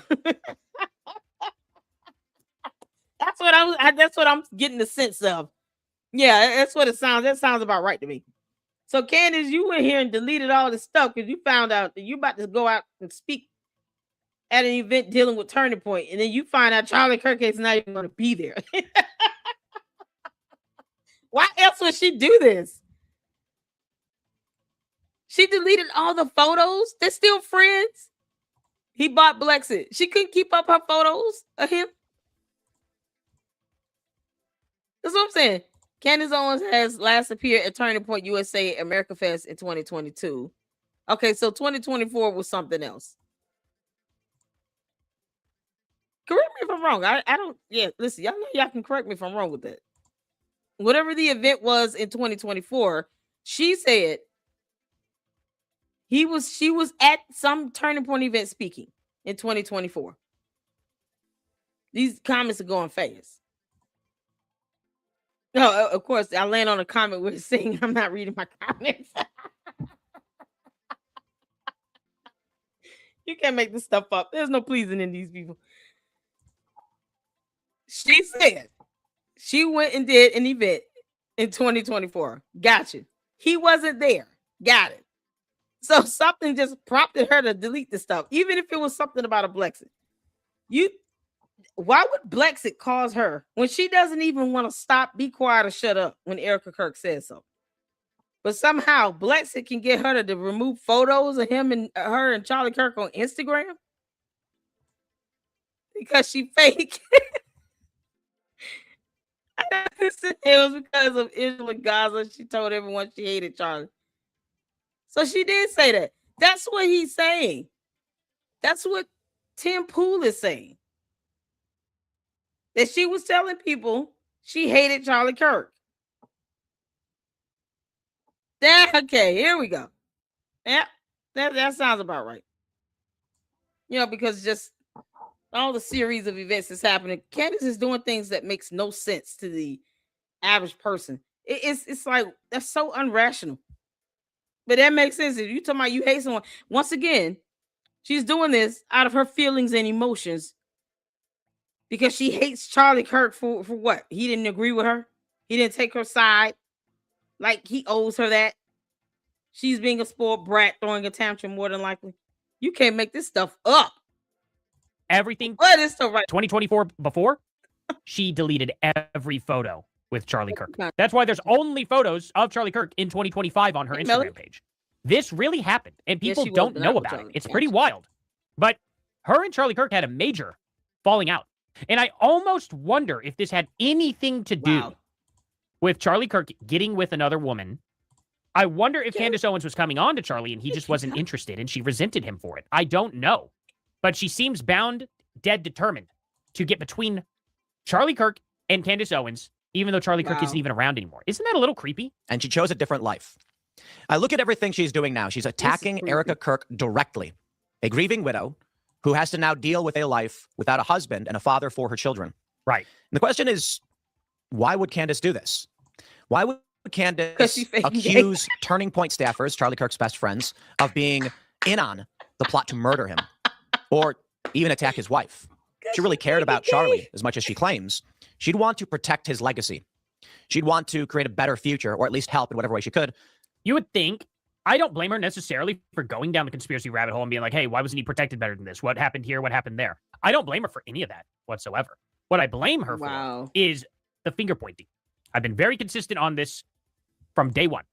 Very, very consistent. Okay. Candace Owens, it's okay for you to ask questions. What's not okay is for you to finger point and say TPUSA did it. Mormon Right. beat cults did it. Exactly. Israel did it. Ukraine did it. France did it. Trump did it. The FBI did it. Justin Bieber's handler did it. Britney The Spears, planet, whichever one, the same earth, person apparently, maybe. I all don't of even know if they're the same humanity. person, to be honest. Calvary Church did it. What's his name did it? Australia, Rob McCoy, and all them. the UK. Just pointing fingers, to the point where she's gotten to Border Patrol, and Charlie Kirk's head of security is now guilty of taking his life. That's what she said. Harpole, what's his first name? Brian Harpole, Charlie Kirk's security. She said he is now in on it. You can't make It this gets crazier and crazier, the amount of people she points the finger at. It's very, very messy. And it's supposed to be messy, I think. I genuinely think it's supposed to be messy. I'm not sure why she's doing it per se. I don't know if it's to get money. I don't know if it's to destroy Charlie Kirk's legacy. I don't know if it's just to hurt Charlie Kirk's wife. I have no Me too, the idea little specifically why she's doing Very it. jealous of Is there a her. chance she could be correct that something happened? Yes. But Yes. is there a chance that every single person she's pointed the finger at is involved? Absolutely not. No, there's not even a Exactly. chance. Sorry, at this point in Let's not forget, Candace Owens is very, very jealous and envious of Erica Kirk. She wants what Erica Kirk had. She wanted Charlie. She wants to be the CEO of Turning Point. She wanted Charlie to just bend to her will. Think about it. Her so-called friendship, relationship, in her mind, deep-seated love for Charlie Kirk she had was for years. Years. Just because you get married doesn't mean it goes away. Candace never really worked on that. So she just allowed this love to blossom in her mind, in her alternate reality. Candace is like the woman that, from The Hand That Rocked the Cradle. Or Basic Instincts. Yeah. Candace, if we ever see you boiling a rabbit head in your pot, I'm calling the authorities myself, and I'm gonna have you lock your ass up. Get the kids out the house. George is just sitting up there, just boys club is just smoking a cigar and still not eating a sandwich. I guess he's just letting all this happen, doing nothing about it. It's literally everybody but the crazy trans underground people who have been shooting up churches. It's anybody but those guys now. And that's wild to me because those guys literally went in there and shot up churches. I don't know. I'd say the people who probably have a history of shooting people are probably the most likely people to do it, especially when they've been caught at the crime scene. But what am I to know? It was definitely France, Israel, Palestine, or not Palestine, Egypt, and Ukraine. Those countries were way more likely to do it than the people going to our local churches and blowing them up. You know what I mean? Like, wow. It's just Occam's razor works for a reason. Simplest solution is usually the one that, happens. Is he doing the simplest explanation is typically the real explanation. And yet Candace has gone so far away from that to the point where I can't possibly even get on board with her. The finger pointing has got to stop, Candace. You're going to lose your audience here very, very soon. Nobody wants to see you attack a grieving widow when there's absolutely no evidence she was in on it whatsoever. She's already said that Erica's unfit for being CEO. And then on top of that was also, said, if Erica asked me to stop doing this investigation, I'll stop, and then completely lied about that. And now she's putting her on blast saying, well, Erica has nothing but time. She's got nothing but time to address all this stuff, and she doesn't do it. It's like, yeah, well, so do you, Candace, and yet you're not going to go do it. You have nothing but time to go to debate these people at TPUSA headquarters. You could do that. On Monday. You have plenty of time. All the way up to 24 hours before, you still have plenty of time to fly there and get everything set up. But you won't, because they'll call you out, and you have no defense. It's pathetic to see. And right now, you've managed to gain a lot of people and gain a lot of money. Maybe this is her ultimate retirement plan, because I think she knows that before this trial even starts at this point in time, she's probably going to have her audience leave her. She's already facing massive, massive, massive struggles right now, but I'm gonna tell you something right now. This cult of personality, they're loyal. They're brainwashed. It's like brain rot. Like Charlie said, brain rot. They forget Charlie Kirk said brain rot. They forget Charlie Kirk described people like Candace Owens who think like Candace Owens as brain rot. But nothing that she says can really get them to kind of just unfollow and leave her in mass. No. They'll just make excuses for her as they go along. That's what cults do. Once you get to the point where they're just kind of embedded in it, they take that to the grave with them. That's why you start hearing these cult leaders saying things like, oh, the rapture's coming. Oh, it's the end of the world. It'll be the end of us. We should all go together. Kind of like what Jim Jones did. And you have people that would be willing to go to the end of life with her. That's how dangerous it is. They'll just make excuses for her. It'll be tapped out of reality and no one, will give two craps about what they feel and think about it, but that's what they'll do. And then bots are bots. I mean, it is what it is with that. But that's the danger in this. Innocent people being brought down into this because you have other people that don't care, that are too busy trying to get people brainwashed into just believing her, but won't tell her to tell us who the shooter is after 4 months. Go ahead and read some of these comments here too. I'm They just just curious. make Look at excuses. wow. Yeah, there's that. Candace level crazy. Candace Owens, we'll get there. Charlie never betrayed Candace. Candace is doing what Charlie asked her to do. Be David. Well, let's see. How's your relationship with Candace Owens nowadays? She's a great friend. Look, I don't agree with everything Candace says, but you know what I don't do? I don't stop being friends with people just because people morally blackmail me. I don't do that, and you shouldn't either. I have different views on things as Candace. I have different views on Israel than Candace. I have different views on a lot of geopolitics. But honestly, I traveled the country with Candace. I went to her wedding. I saw her meet her husband. I went to Israel with Candace, which is a fun story I'll tell you at some point. But what I don't like is when people demand, you must stop being friends with somebody. Whoa, whoa, whoa. That's a left-wing tactic. Also interesting because that's what the question that he asked. He said, how's your relationship with Candace? And then he's going on a kind of a bit of a rant of, well, she's my friend and I don't stop being friends with people. I don't think that's what he really asked. But that, that's to each their own. I can understand him misunderstanding for sure. Now, they're calling him shillcast, something to do with Jews. It's unbelievable. I don't even believe it anymore at all because of how many people have accused me of making money from Israel when I only make money from YouTube, not algorithm, ads, YouTube AdSense, super chats every now and then my factory job. That's what I do. I put in a lot of work. I've never made money before November on YouTube. I've never made real money like that, except for one time I got a sponsor a long time ago named Melaleuca. And I didn't like the way that you had to unsubscribe from them by sending them a letter. So I was like, I'm not going to, at all advertise you to my audience anymore. So I did that. They paid me $500. That was it. That's the only real money I've ever made from YouTube before that. Now, I'm starting to make real money from YouTube. I'm growing. That's nice. Maybe one day I'll be able to quit my factory job for it. But that's how I make my money. And when people are sitting there accusing me of making dirty money, it makes me very, very angry, believe it or not. I don't like that because I work very hard and honest my entire life. I have done nothing but go from job to job and work my rear end off. And then for people to tell me that because I spoke up against something that was clearly questionable, I'm making money from Israel now. Unbelievable. Unbelievable. It makes me so furious. And now when people are accusing Tim of it, I'm like, well, then clearly it's not real. Clearly it's not real. Maybe you guys, if you all were to cool off and be not so extreme, maybe I would have been on your side. But tough, Anyway, so they're saying Tim Pool claims of shots fired at his house can't be substantiated. Cops say this was a dead-on lie. That guy called the wrong. I already covered the video yesterday. Tim Pool, they called the wrong sheriff's office. The people who tried to fact check. We got the real sheriff's office. Cam Higbee showed it and he recorded it and we put it online. So this is ridiculous. This guy, where have you been? The person who claimed it was fabricated retracted their claim. Exactly. They got it wrong. I am so tired of seeing all the misinformation and people not. There's misinformation, the misleading, the deception, the hypocrisy. All of that still comes down to the definition of the word lie. We pulled it up yesterday. All the synonyms and terms that are used interchangeably with lie or lying. They don't care about telling any truth. They lie because they produce zero evidence. They don't produce any evidence. Because Candace said so, or your opinion does not make it truth or fact.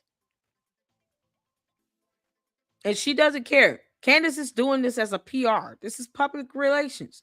That's why her bots and her cult members keep saying, oh, everyone else is getting paid because they're trying to put us on a level with her. No, I'm still waiting on this $7,000 an hour check. Apparently, they want me to get this money so bad. But the funny thing is, the cult members don't leave supers in my chat. It would be different if they drop in the super saying, on behalf of Israel, we'll go ahead and send you some money later. Look, we'll drop a super. They don't even do that. But they're worried about other people getting paid. Never mind the fact that actual cult member is racking it in, and it's on her analytics channel, on her analytics page on her YouTube channel. That's available to the public, just like the rest of our YouTube channel's analytics pages. So you could calculate 10 cents per 1,000 views. That's not including her supers. That's not including the money she get from the book club, her memberships, or whatever else she has. That's just based on views, likes, and the engagement and her subs. And they want to say, we're getting paid $7,000. And I'm sitting here wondering, when is the money coming? When is that happening? Never mind the fact they have not proven that someone has been paid $7,000. That's why I don't entertain the dumb cult members with that. I don't entertain them with that. Cult members and bots, they copy and paste the same thing over and over and over and over again. So if you are a content creator, shout out to Artie Trolls. They're going to say that either way. No matter how many times you say, I said I have a regular job. Everybody knows I have a regular job. And cult members and bots, nor Candace Owens, pay my bills either. I have a regular job. Somehow I'm getting $7,000. If I'm getting $7,000 per episode, and I'm live streaming every day, don't you think I would be doing this full time? They don't even use the common sense God gave a Billy Goat. And per episode for me is cheap because I do research. Candace doesn't. She does nothing. She reads her tip line. She refuses to vet. $7,000 an hour seems more right to me, but not per episode. But yet, they won't show any proof or evidence of any transactions where Israel has paid content creators. Proof of a money order, check, a Zelle, or something. Where some content creator has been paid $7,000. A valid receipt or proof of transaction. Not a phishing email scam that sounds like something from some African prince that's about to get an inheritance. Because they don't realize what a phishing scam is either. Basic stuff. I can obliterate them on every angle.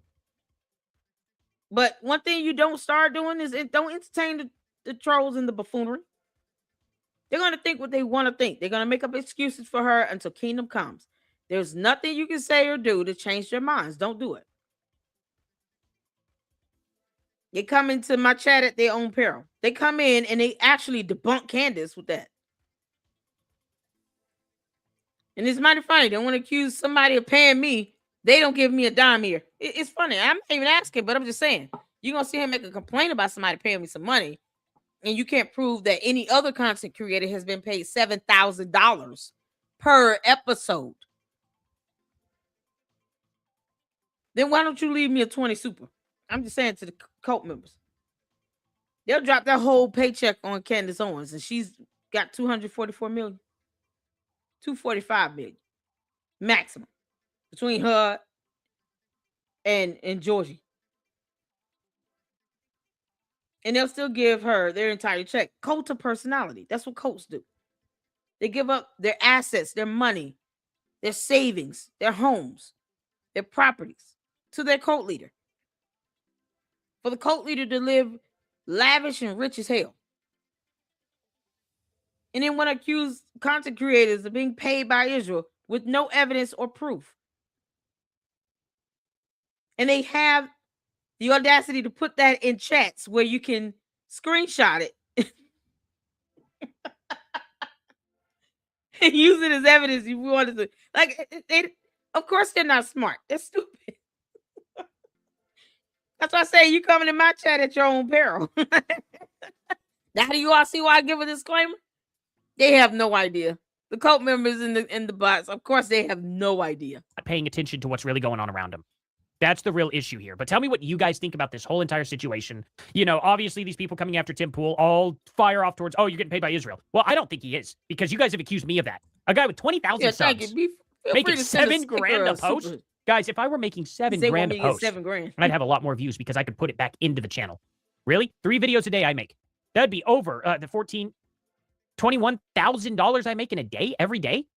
You think I'd be at 20,000 subscribers? I could buy bots to inflate it and make it look so much better and have more people come in. Really?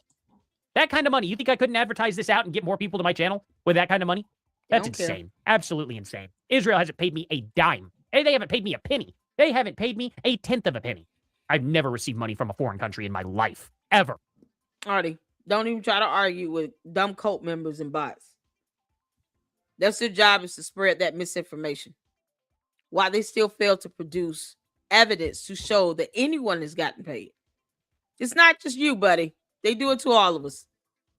While their cult leader and someone they compare to Jesus Christ is racking in hundreds of thousands to millions of dollars on her channel, and then they go out and brag how she gets nothing but views, likes, clicks, and money and subs. And then she's sitting here saying, that's not what I'm doing it for. They go out and they literally debunk it.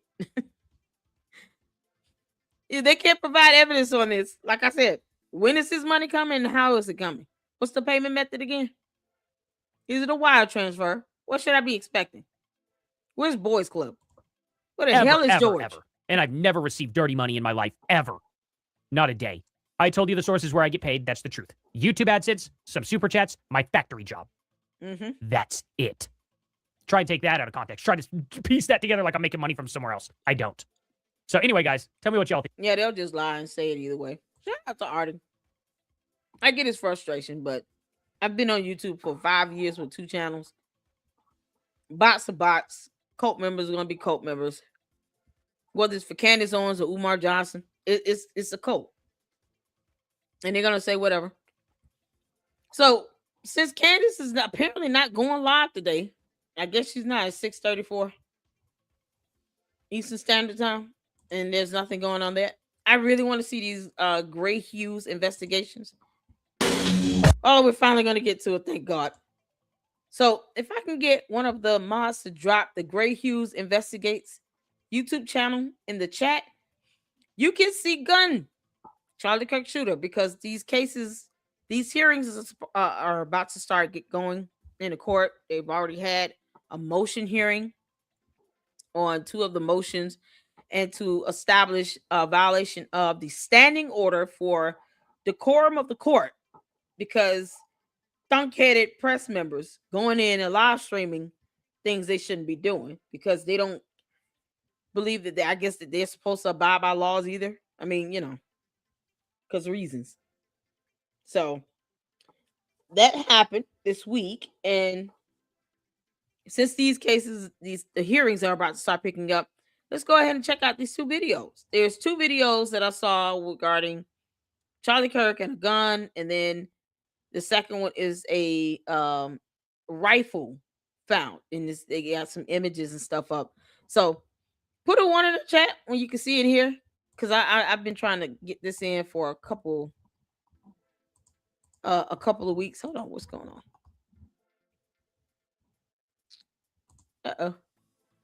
It's stalling. Hold on a second.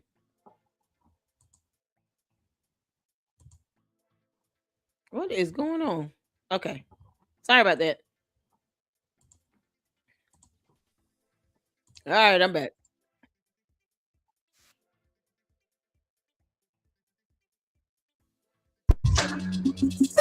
Pause. All right. I don't know what just happened. It just kind of kicked me out. All right, cool. Let's get back to it. So this is Gray Hughes Investigates, and there are 2 videos. The shooter and the gun, and the next one is going to be this with the image of the rifle itself. All right, let's get to it.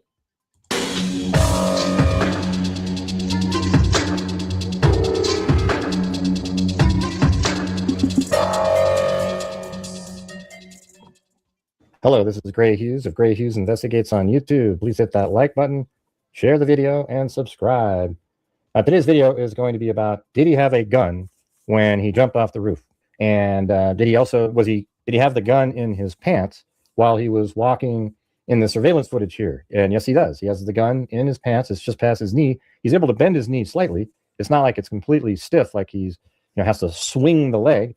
It's just keeping the movement pretty restricted because he's got the gun in his pants. So we have this TMZ video. Another thing I just wanted to bring up really quickly is this New York Post article right here, where it says Charlie Kirk's alleged assassin Tyler Robinson lived with transgender partner. And it's actually a Fox News source, Brooke Singman. Charlie Kirk's alleged assassin Tyler Robinson was living with a transgender partner who was in the process of transitioning from male to female. A law enforcement source confirmed to the Post Saturday. That individual, who has yet to be publicly identified by authorities, is now fully cooperating with the FBI on its investigation into the fatal shooting of the conservative activist. And so that sort of verifies that this is absolutely politically motivated. This is what people had suspected from the beginning. If this is a true source here, this is definitely, it's in the New York Post and Fox News apparently reported. So we click on that link and it says exclusive. Charlie Kirk's assassin Tyler Robinson lived with transgender partner, sources tell me. The individual, who is a male transitioning to female, is fully cooperating. Sources tell me the FBI had texts and other communications between Robinson and the individual that helped FBI authorities solidify that Robinson was indeed the shooter. So that's something that I was wondering. Why would the shooter communicate with his roommate so openly about what he did unless that roommate was part of a conversation prior? I mean, he was talking about like, oh yeah, I threw the gun. Where did this video footage from? This is a doorbell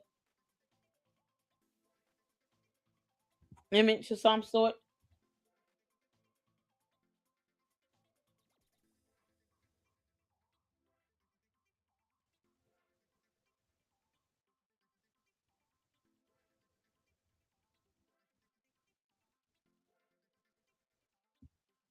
Anyone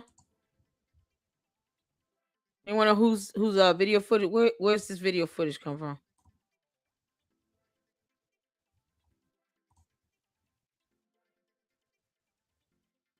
About the disciple. What?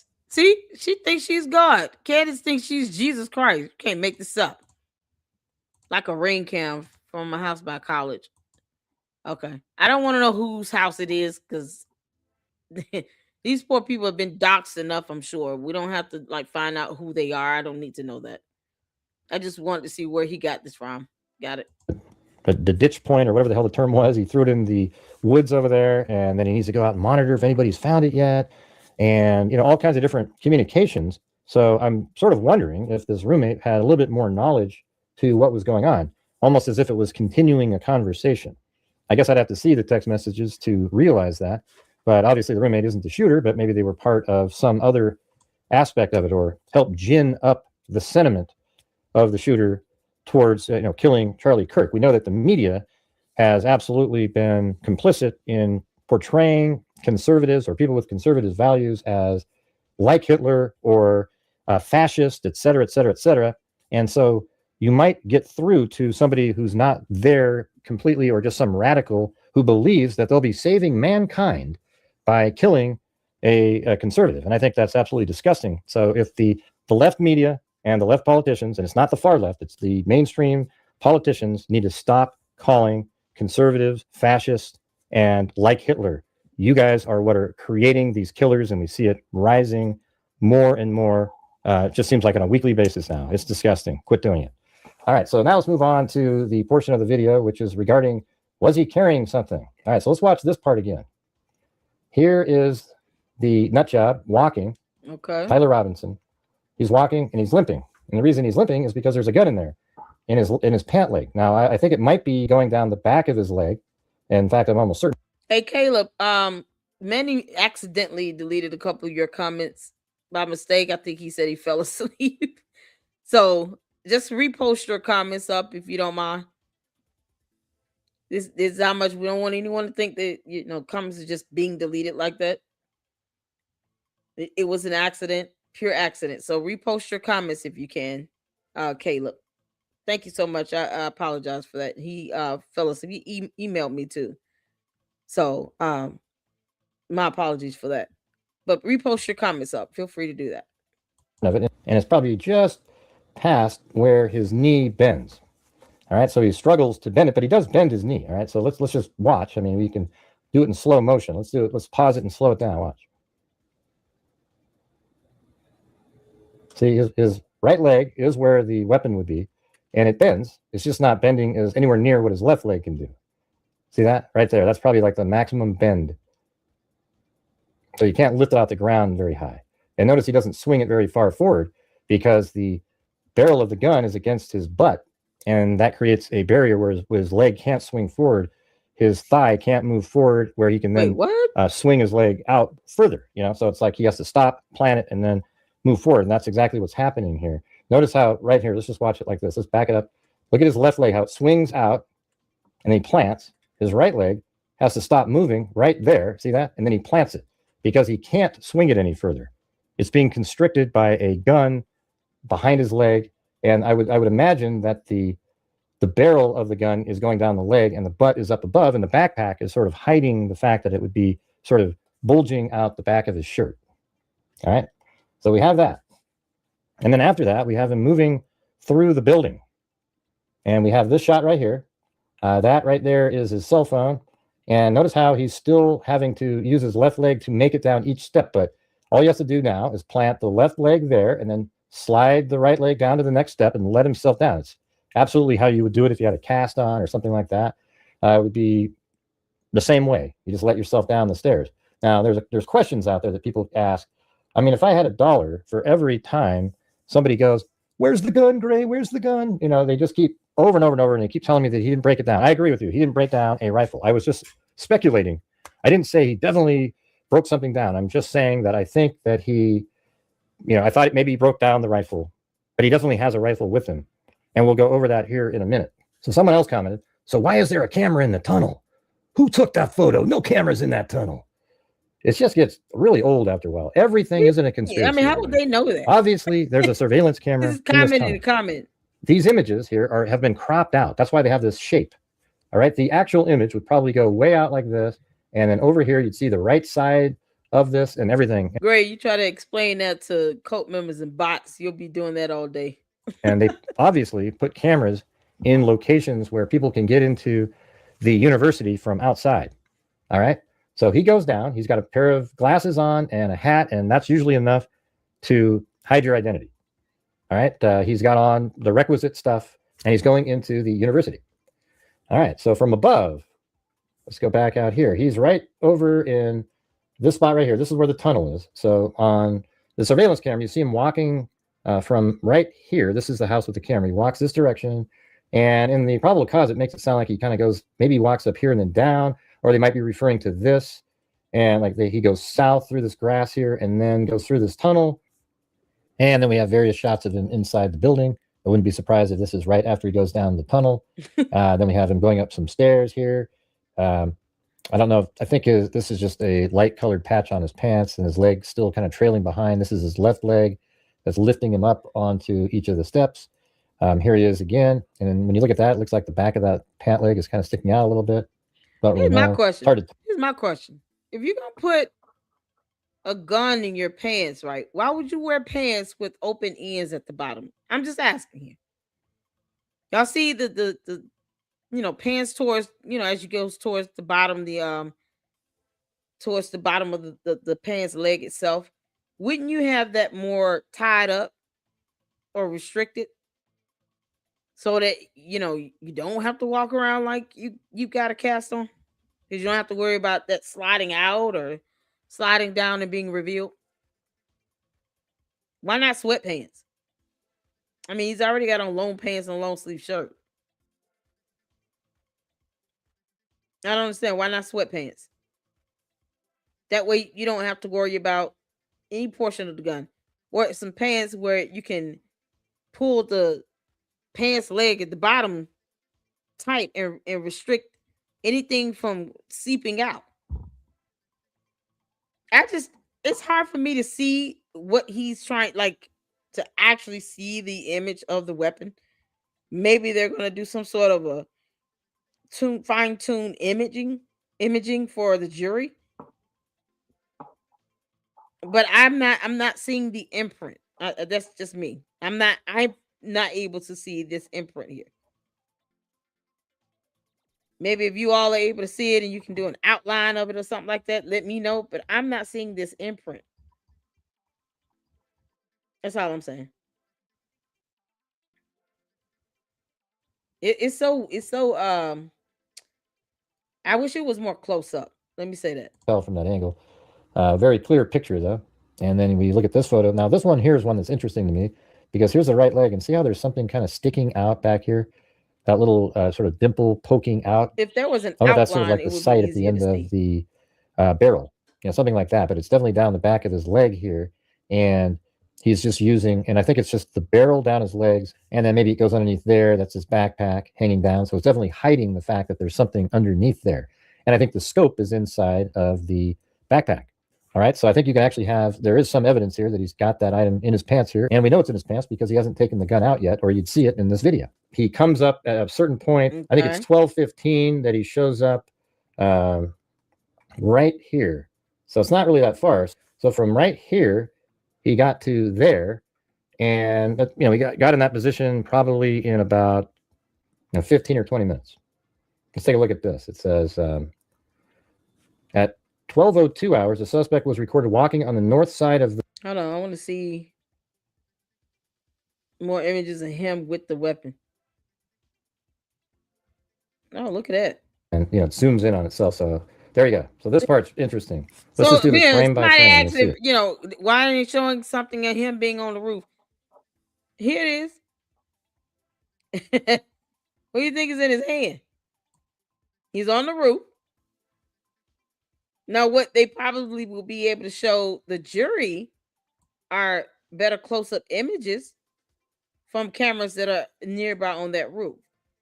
But I mean, you want to see him on the roof. It was right back there, right in this corner when he shot Kirk, and then now he's running away from the scene, and he's got a rifle. What he did was he wrapped the gun in a black towel right before he was running. So let's just play that little last part again. And, it zooms in on itself. So there you go. So this part's interesting. Let's just do this frame by frame. You'll see it. Look at that.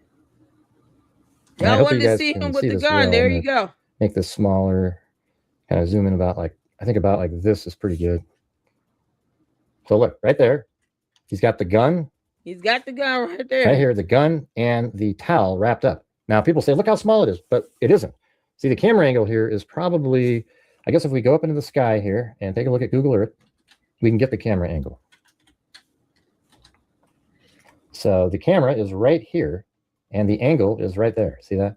So I would say that is probably yellow points. Man, like that's 20 right. degrees, 20-something degrees. They wanted to see the gun. There you go. You got building. it. So unless he's holding the gun perpendicular. I couldn't see it in his pants, but did y'all see the gun? He had the gun in his hand, the black towel on the roof. Y'all got it? Because here it is. We're seeing it right now. I can't zoom in. This isn't my video. This is the closest I can get. He, being the presenter, he would have to be the one to zoom into that video. I can't zoom in it. I'm just watching a video. But he did zoom in, and he's showing you all the distance from the camera to where Tyler Robinson was.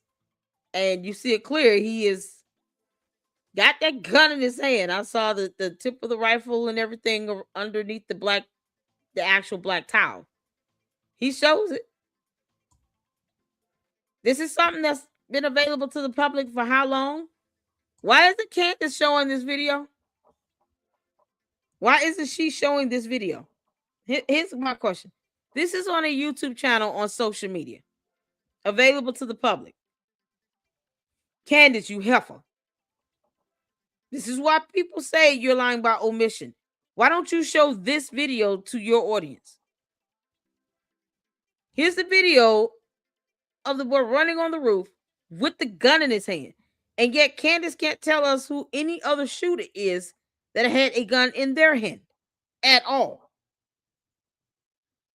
Because once again, Candace, who's the shooter if it's not him?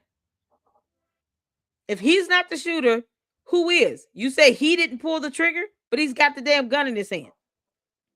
So who pulled the trigger? Why aren't you showing videos of that? Because Gray Hughes got videos of Tyler Robinson running on the roof with the gun. But Candace can't get videos of this so-called shooter she believes it to be with the gun. Perhaps they got off that Egyptian plane and they was just trying to catch their flight. Kirk, and Can't then make now this he's up. running away from the scene, and he's got a rifle. What he did was he wrapped the gun in a black towel as right before he was running. So let's just play that little last part again. And, you know, it zooms in on itself. So there you go. So this part's interesting. Let's just do this frame by frame. You'll see it. Yeah, see? All right, I hope you guys can see this well. I'm going to make this smaller, kind of zoom in about like, I think about like this is pretty good. Well, I think I can get a better freeze.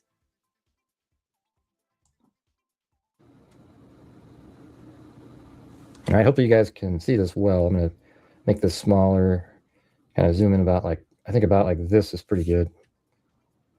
So look, right there, he's got the gun right here, the gun The black and towel the right towel there. wrapped up. Gun Now right people there. say, look how small it is, but it isn't.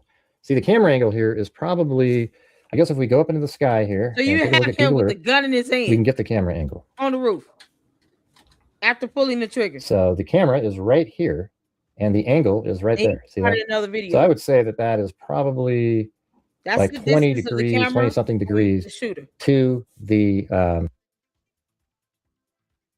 he goes back to this. if you look at the, you know, back to this again, see, it's not perpendicular. And so even if it's at the Look at same that. angle as the roof, the gun's going to appear. Y'all see that? The gun right there. He's got it right there. Y'all see my green arrow? Circling it right there with the black towel. Now, Candace, you show us who you think the shooter is that has a gun in their hand running from anywhere where they shot the gun as well. Give us an alternative, Candace. You heifer. Give us an alternative. Candace, you tell us who your shooter is. Because right now, she won't play this video on her channel. Candace ain't trying to show this. But she claims that he didn't pull the trigger, but won't tell us who did. Tell us who pulled the trigger. Asking me if I buy a narrative is dumb. But, you know, cult members and bots are stupid either way. But asking me if I buy a narrative, this is not a narrative. This is called video evidence that will be shown to the jury. And the resolution will be much higher and greater. But you have a video like this that's out here on the internet, on YouTube, available to the public for anyone to watch. And she won't show this video on her channel because it doesn't fit her point. You know, her PR stunt she pulling off. So when is Candace going to show us a video of someone else on that roof with a gun that is not Tyler Robinson? When is that going to happen? Asking us if we buy anything is irrelevant. It's a dumb question. Just show us a video of who you think that alternative shooter is. Candace. What are cult members? Or somebody. Just show us the video. That's it. No explanations needed. Just show us the content. Show us the evidence. You can't make this up. No reply says the gun is only like 45 inches long. It's not really that long in the barrel. It's really skinny. Show us video evidence of the other shooter with the gun. Give it to us. Give us the evidence. Show us the video. The video of the other shooter. Tell us who the other shooter is. We're not trying to force you all to believe it's Tyler Robinson. We're saying this video will be shown to the jury, whether you like it or not. How you feel about it is irrelevant. But if you don't believe it's him, then show us the other shooter with the gun. That's all I'm saying.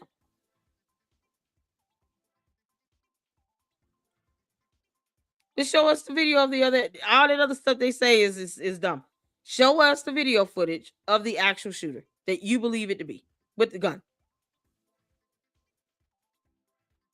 Show us the video footage of him firing a gun whoever that other shooter is in your alternate reality, show us that video footage.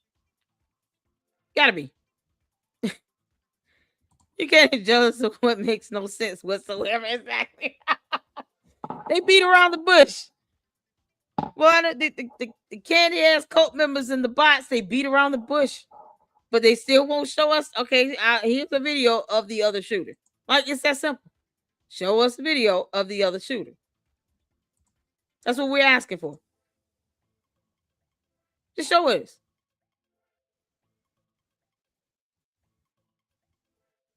Show us the video. How you all? No one should be saying you should not be saying you seen some and now it's not available. You should have recorded that, because wouldn't that prove your case? How that video is gone. Send the channel where it's gone so I can see if it's been taken down. What's the name of the YouTube channel you saw it on? What link? Tell me where you saw that so I can go see if it's still up. I'm just saying. The candy ass cult members and the bots believe that, and Candace Owens do not believe that Tyler Robinson pulled the trigger, and they do not believe he's the shooter. So after 4 months of her blabbing on about this, then she should be telling us who the shooter is. They should be showing us video evidence of the other shooter. Asking who shot Charlie Kirk after 4 months when she's supposed to be figuring that out is a moot point. Now it's moot. She's been asked the same question for 4 months. That means she's doing nothing. Either that, or she should be telling us who the shooter is and showing us video evidence of this person firing a weapon. Because they don't believe with their own eyes what they're seeing here. This is Tyler Robinson with the gun on the roof after he fired the shot. Candace Owens and her cult members believe someone else did it. None of this is real to them and alternate reality. Okay. So my question to them is, because I don't try to convince cult members of a damn thing. Show us video evidence of the other shooter. Because after 4 months, they should be very close to telling us who that is. They should be able to show us by now who the other shooter is. Give us a name and a photo of that other shooter so we can make sure the bad guy gets locked up. They talking about this is a narrative. This is a video. This is video evidence. This isn't a narrative. This is not a story. This is real video footage. And here, in this reality here on Earth, this video footage is going to be shown to the jury in that investigation that Candace Owens does not care about. So if she's going to say he's not the shooter and he's running around on the roof with the gun, his fingerprints on the gunshot residue test on his fingers are going to match the gun and the bullets and the gunpowder, all this stuff, then she should be telling us who this other shooter is if she doesn't believe that he's the shooter, Tyler Robinson is.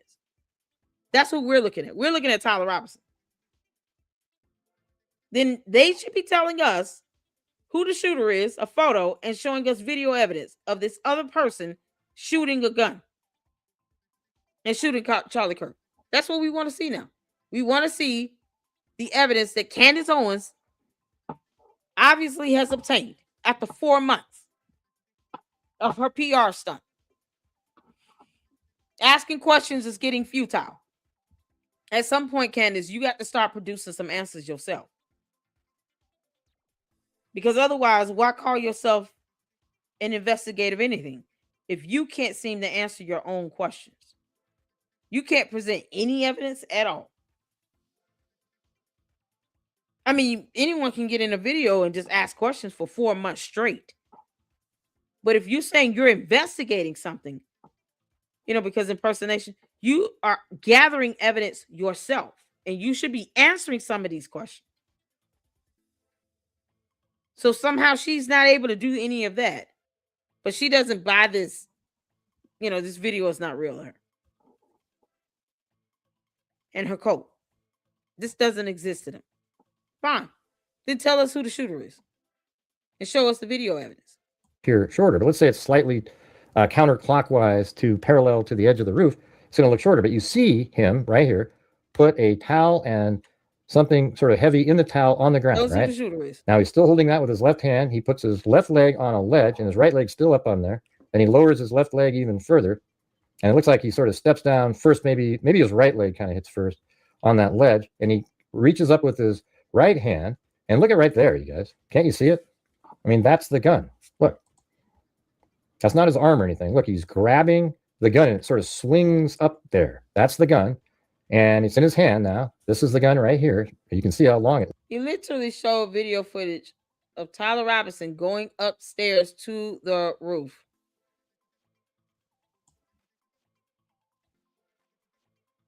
On his pants and his leg still kind of trailing behind. There's his face. I'm sorry, was he supposed to take his shades off for you? There you go. You realize he's touching on stuff with his hands, right? Fingerprints. Because DNA is a thing here in this reality on Earth. They can get DNA fingerprinting and match it to his fingerprints. So everything he touched, they're going to get the fingerprinting done, do an analysis. And when he was booked in jail, guess what they did? They took fingerprints. And they do an analysis of the fingerprints. That is one way to ID someone when it comes to criminal matters like this. If you don't understand how criminal court works or investigations work or how this trial is going to proceed with certain types of evidence, you might want to look up facial recognition, DNA testing, fingerprinting, gunshot residue test, all these things that can not only help identify who the person is, but certain objects and certain doors, stairway cases, things that they actually touched. They even do footprint. Can you believe it? So whatever you're saying you can't see with his face, they're IDing with his fingerprints because he's touching shit. You know, because that's how it works in the world of, science. See, when Candace is sitting here not understanding how criminal investigations work and how they even gather evidence, she's not giving out the full basic information to anyone. He's not wearing any gloves. Y'all see any gloves on his hands? Show me gloves. There's nothing scary about this. If you're a grown adult, let me know. I mean, if you're a kid, you probably shouldn't watch this. I don't know what to tell you. Exactly. Anybody see any gloves on his hand? Is he wearing gloves? Because this is a part of investigations. Does anyone see gloves on his hands? No gloves. So guess what? When he reaches, open up his hand and touches the staircase, guess what you're going to get? Fingerprints. Fingerprints is used to ID individuals. Guess what they're going to do with this face shot here? Facial recognition. They pixelate the images and then they match it up to his driver's license and other photos and images where he was taken, like going to Dairy Queen. He's left DNA behind. He's talking. Sometimes people spit. Maybe he's a spitter. He's touching everything. He's not wearing any gloves. Fingerprints everywhere. That helps to ID the individual. DNA. This is stuff we can all see here. So he go out and touch the staircase, touch the doors. He touched the gun. He touched the blanket. He touched the edge of the roof. He touched the stairway. Even the siding on the doors. Fingerprints all day long. He left a trail of DNA. You can't make this up. And they can use all of that to help gather scientific evidence to identify him, to corroborate what you're seeing in the videos. So everywhere he walked, if he touched something with his open hand, guess what? Those fingerprints is going to leave a trail. His footprints, same thing, leaving a trail. They don't just look at the video and go with that. If you understand how these criminal investigations gather evidence, then you understand that it's more than just the video.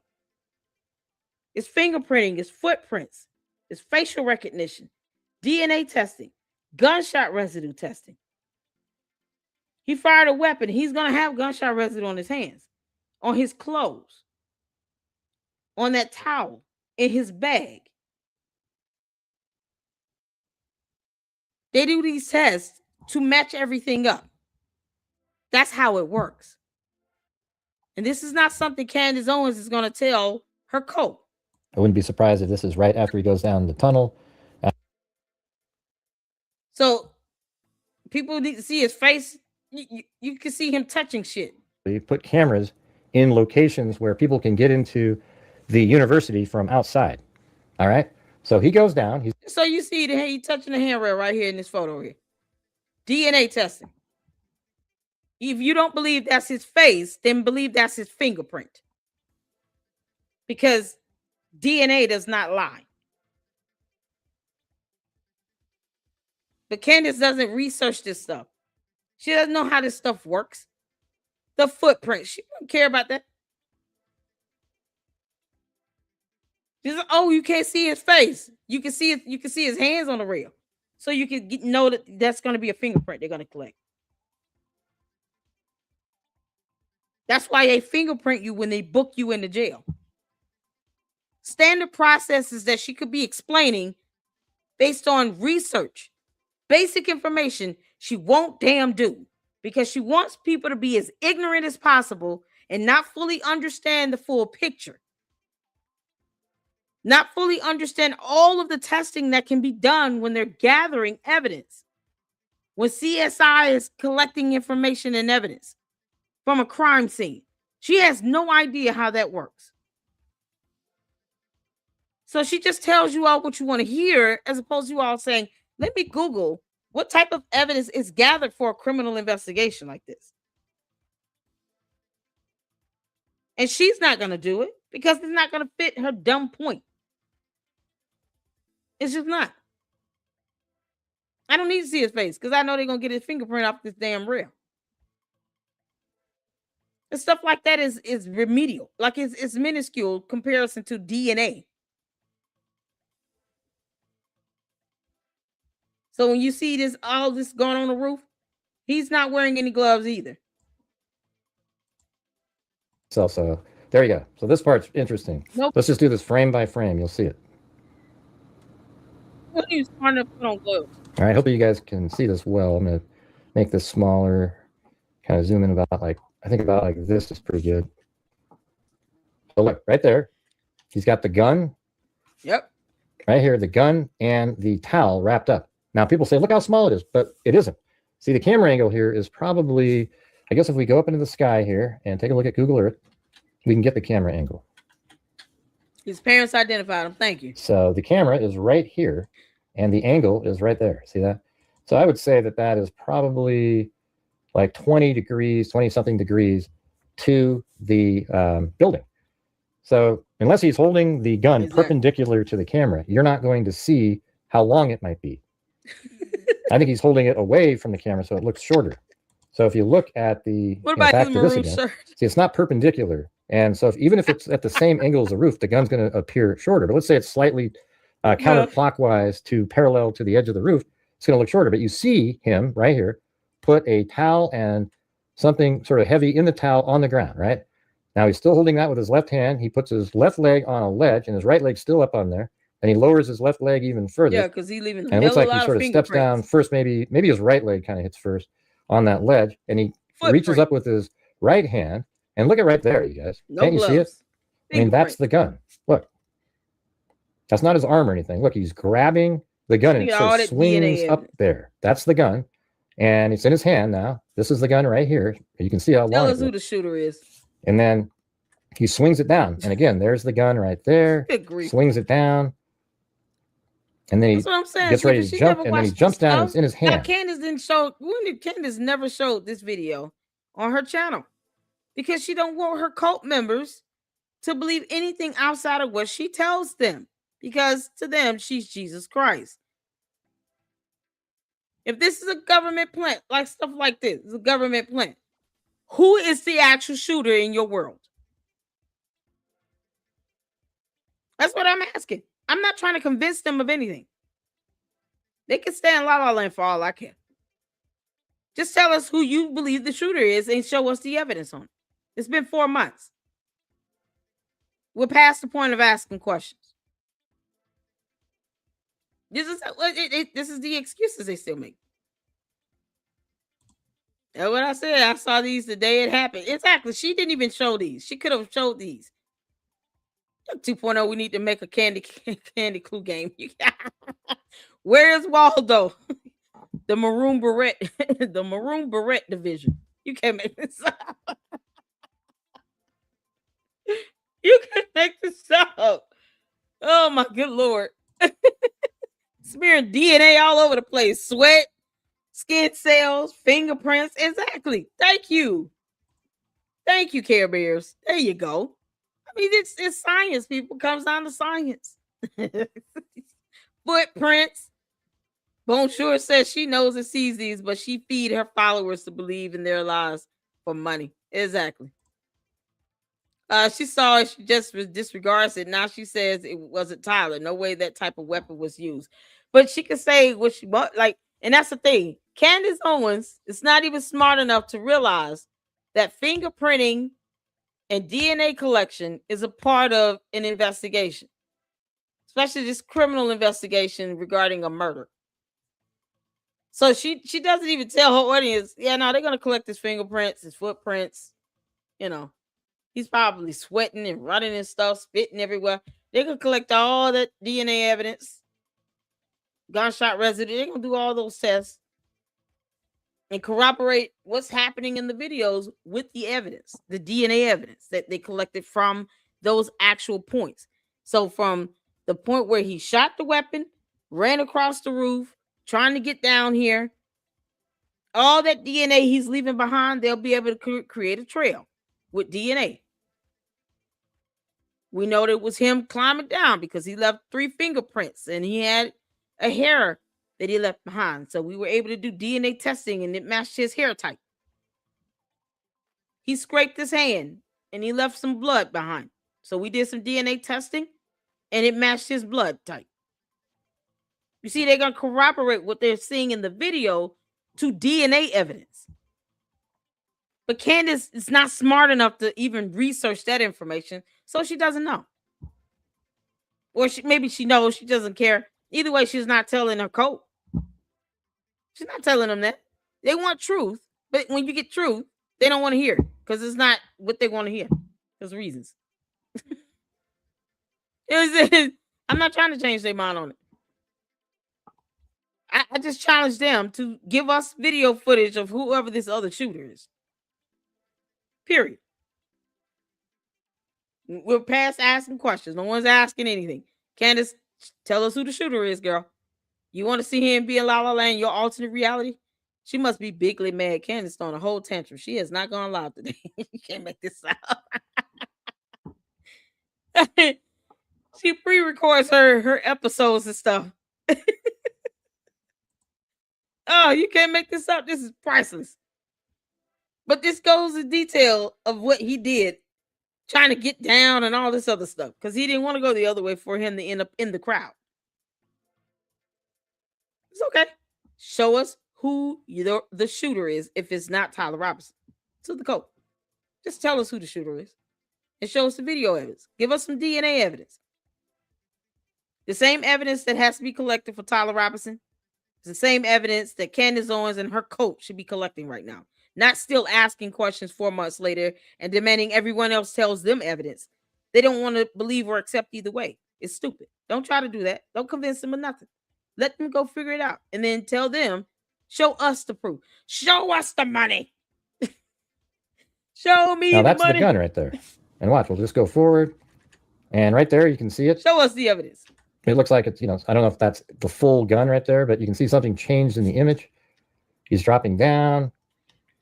And as he's coming down, he hits the ground, and then his glasses apparently fall off. According to somebody DNA. in the chat, it looks about right, because right here he turns around, picks them up, and he's sort of struggling to hold the gun, get away, and put his glasses on his head at the same time. So look at him. He's running with the rifle and the black towel, and there it is hanging behind him. So whenever you see something sort of dangling back there, that's the towel. Now that's easier to see, but it could be that you can't see oftentimes the barrel because the video is so pixelated and it's not very clear. But look right there. You see that? There's a line that goes down right there.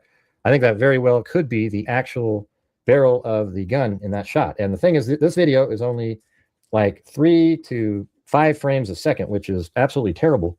Video is normally 30 frames a second and allows you to go frame by frame. Now watch. So let's just stop on a frame and I'll count. So there's one where it stops, right? There it is. And then I go 1, 2, 3, 4, 5, 6, 7, 8, 9, 10, 11, 12. 12 frames over to the right is finally when there's another detected movement on this video. So that means the surveillance footage is not 30 frames a second. It's like 3 to 4, because then it's like 1, 2, 3, 4, 5, 6. That time it was 6. Then 1, 2, 3, 4, 5, 6, 7, 8, 9, 10, 11, 12. I mean, it's crazy. That's why it's sort of choppy looking. So now I'm holding it down. And you can see he's carrying something. And the thing is, it could be sort of facing towards us where we don't get to see the profile of how long it is. All right, so now I got to zoom out and see what this does, because they zoom in whenever they feel like it. Okay, so let's go into there. Now we can sort of watch this, and let's see if we can see anything.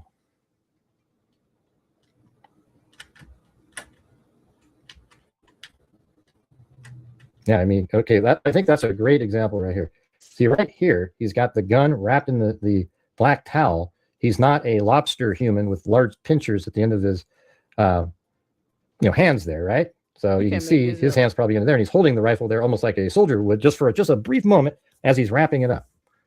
All right, and then now, you can see the loose towel around the end of it. He's really just trying to he's struggling with it. He's trying to get control of hiding the weapon with the black towel. So there it is, swinging behind him now. See that? Right there. I mean, you get these comments in here. Let's just show these. Watch. It's like, please tell me, where is the gun? Like someone else said he didn't have.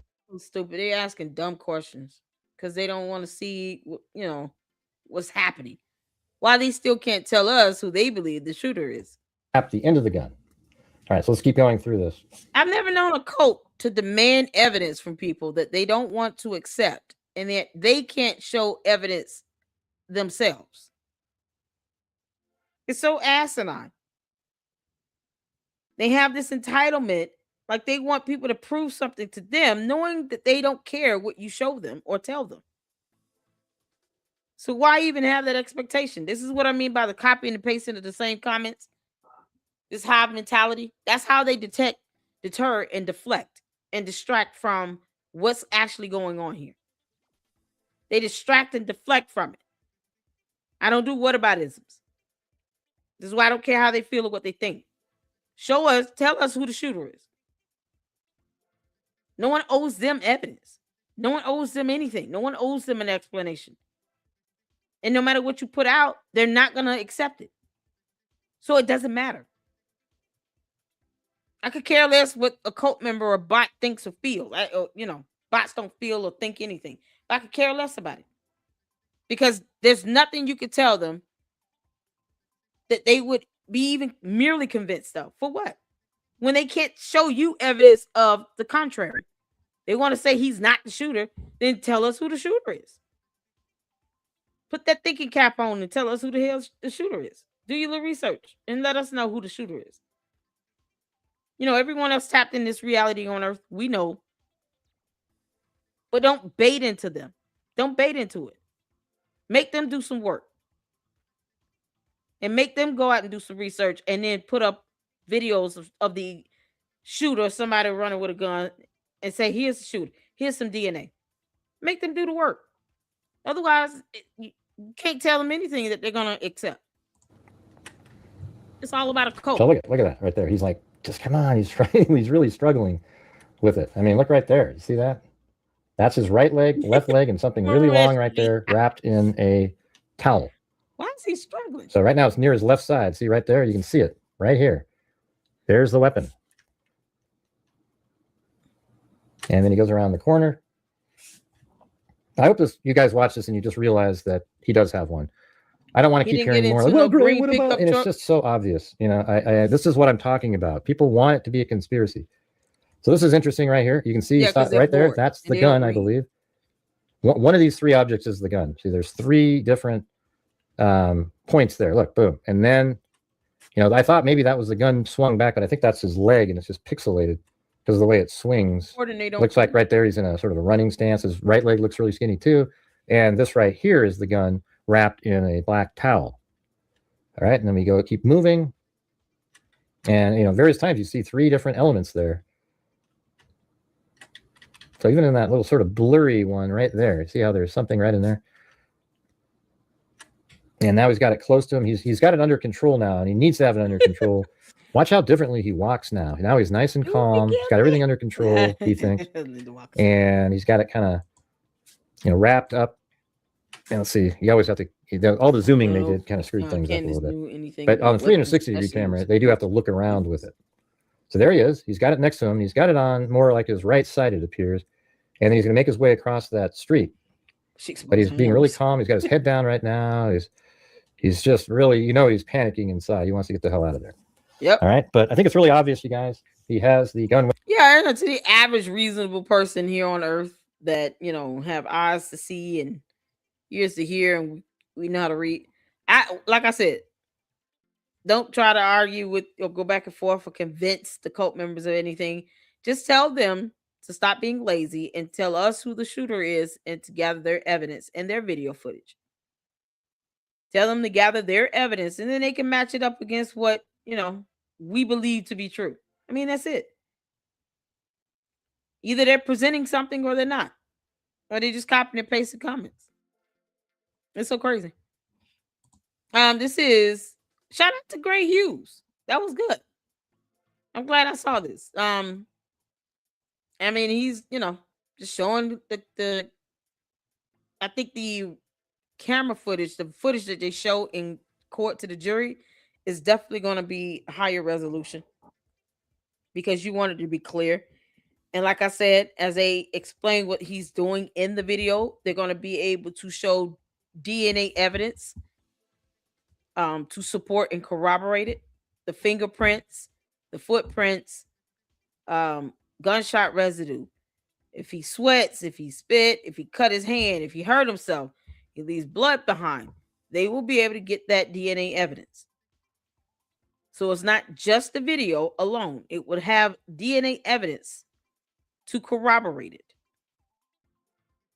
So that's how you can ensure that you're dotting your I's and crossing your T's, and DNA can identify the individual.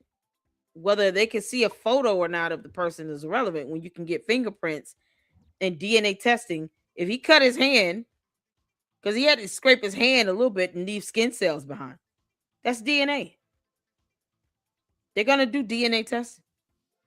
So, and I think, was that the only one I wanted to show?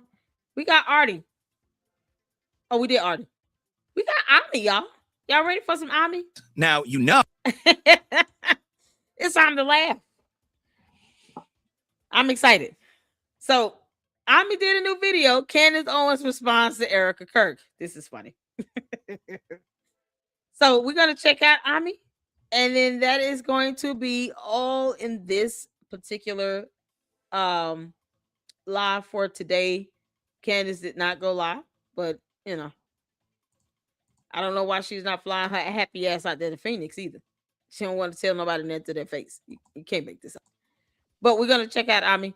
And then I got to do a separate live on Umar tonight because he's still cutting up. And we got to get into that. And it gives me a brain break. So if those who can tune in for Umar, another cult leader, who's lying about, you know, opening up schools and buying stuff when he hasn't done any of those things, tune in. It's going to be fun. He's trying to so-called, you know, give psychiatry or psychological sessions that he's not licensed and certified to do. So let's get ready for some Ami. If I can get one of the mods to drop the YouTube channel link for Ami Kozak in the chat, that would be awesome. Put a one in the chat where you can see it here. Ah, man, let's get some laughter. Now, I made it very clear that there's only two people who would stop me from doing this. One would be my husband, and the other is Erica Kirk. What do you want to say to her and the other people that are putting these lies out into the world right now? Stop. That's it. That's all I have to say. Stop. Okay, I don't know what people are taking from this. I know what I heard when I heard her say that. I heard her say, stum.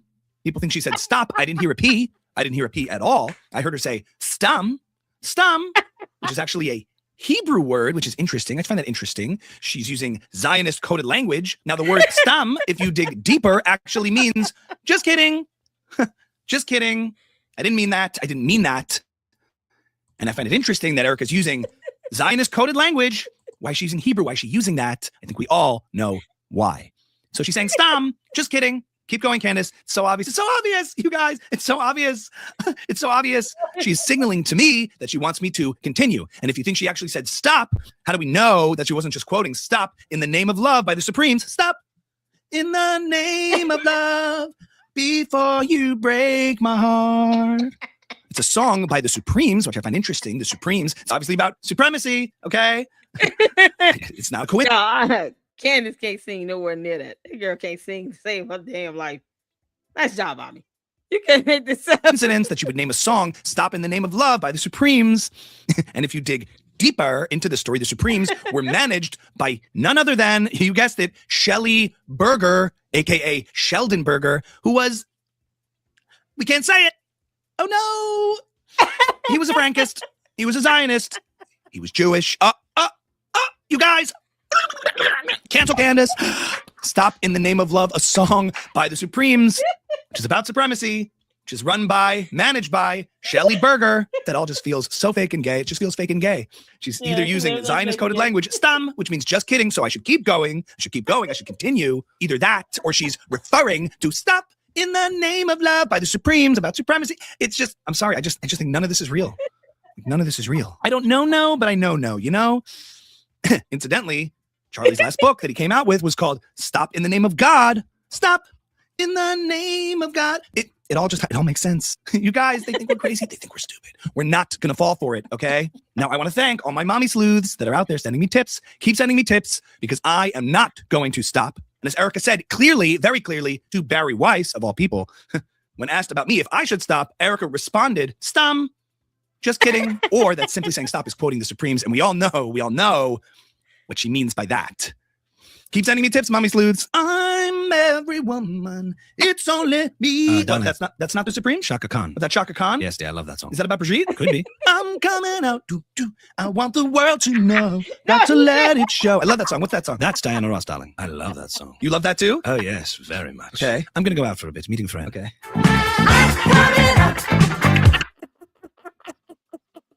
It's our Pete. Oh, I love that song. I'm coming out. Now, you know, I made it very clear. Very much. Okay. I'm going to go out for a bit. Meeting a friend. Okay. Boys Club, where the hell are you going? Oh, that's that bitch. Boys Club, when you going to address this allegation from a grown man that said you tried to essay him? When you going to address that? Candace, you want to explain that photo you took grabbing that woman's butt while you were pregnant? That's a real photo. We can make this up. Everything is fake and gay to them people. Everything is fake and gay to Boys Club and Candace, a.k.a. Bride of Chucky. You can't make this up. Oh my God. He said, oh, I'm going out for a minute.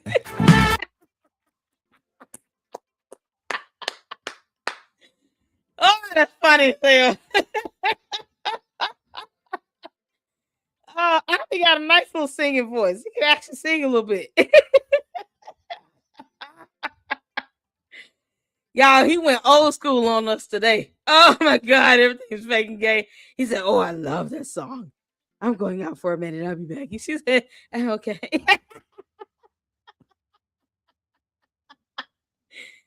Oh, not one did he tell her, "Go make me a sandwich." I mean, if you're listening, can you please do a skit where Boys Club tells Candace to make him a sandwich? we're we're all waiting on that.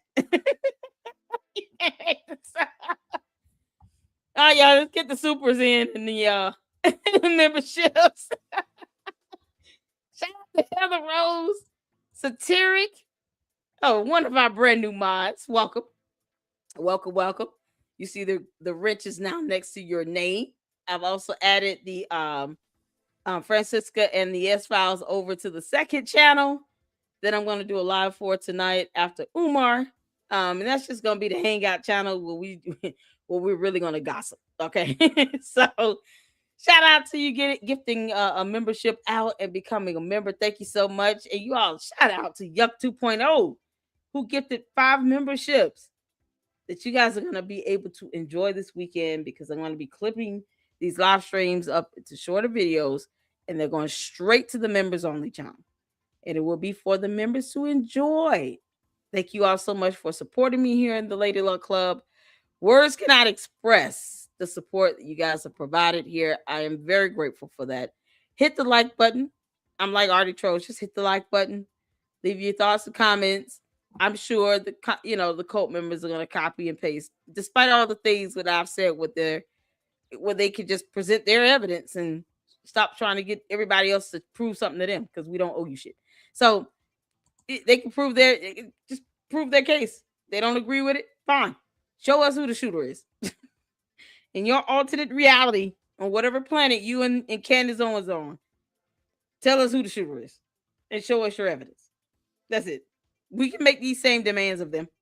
It's so funny. They hate it. All right, y'all. Thank y'all so much. And I'm going to get ready for Umar in an hour or so. And then we'll be on the second channel later on tonight and just chopping it up. So take care. Tune in if you can. And until the next one, Lady Luck Club out. Deuces.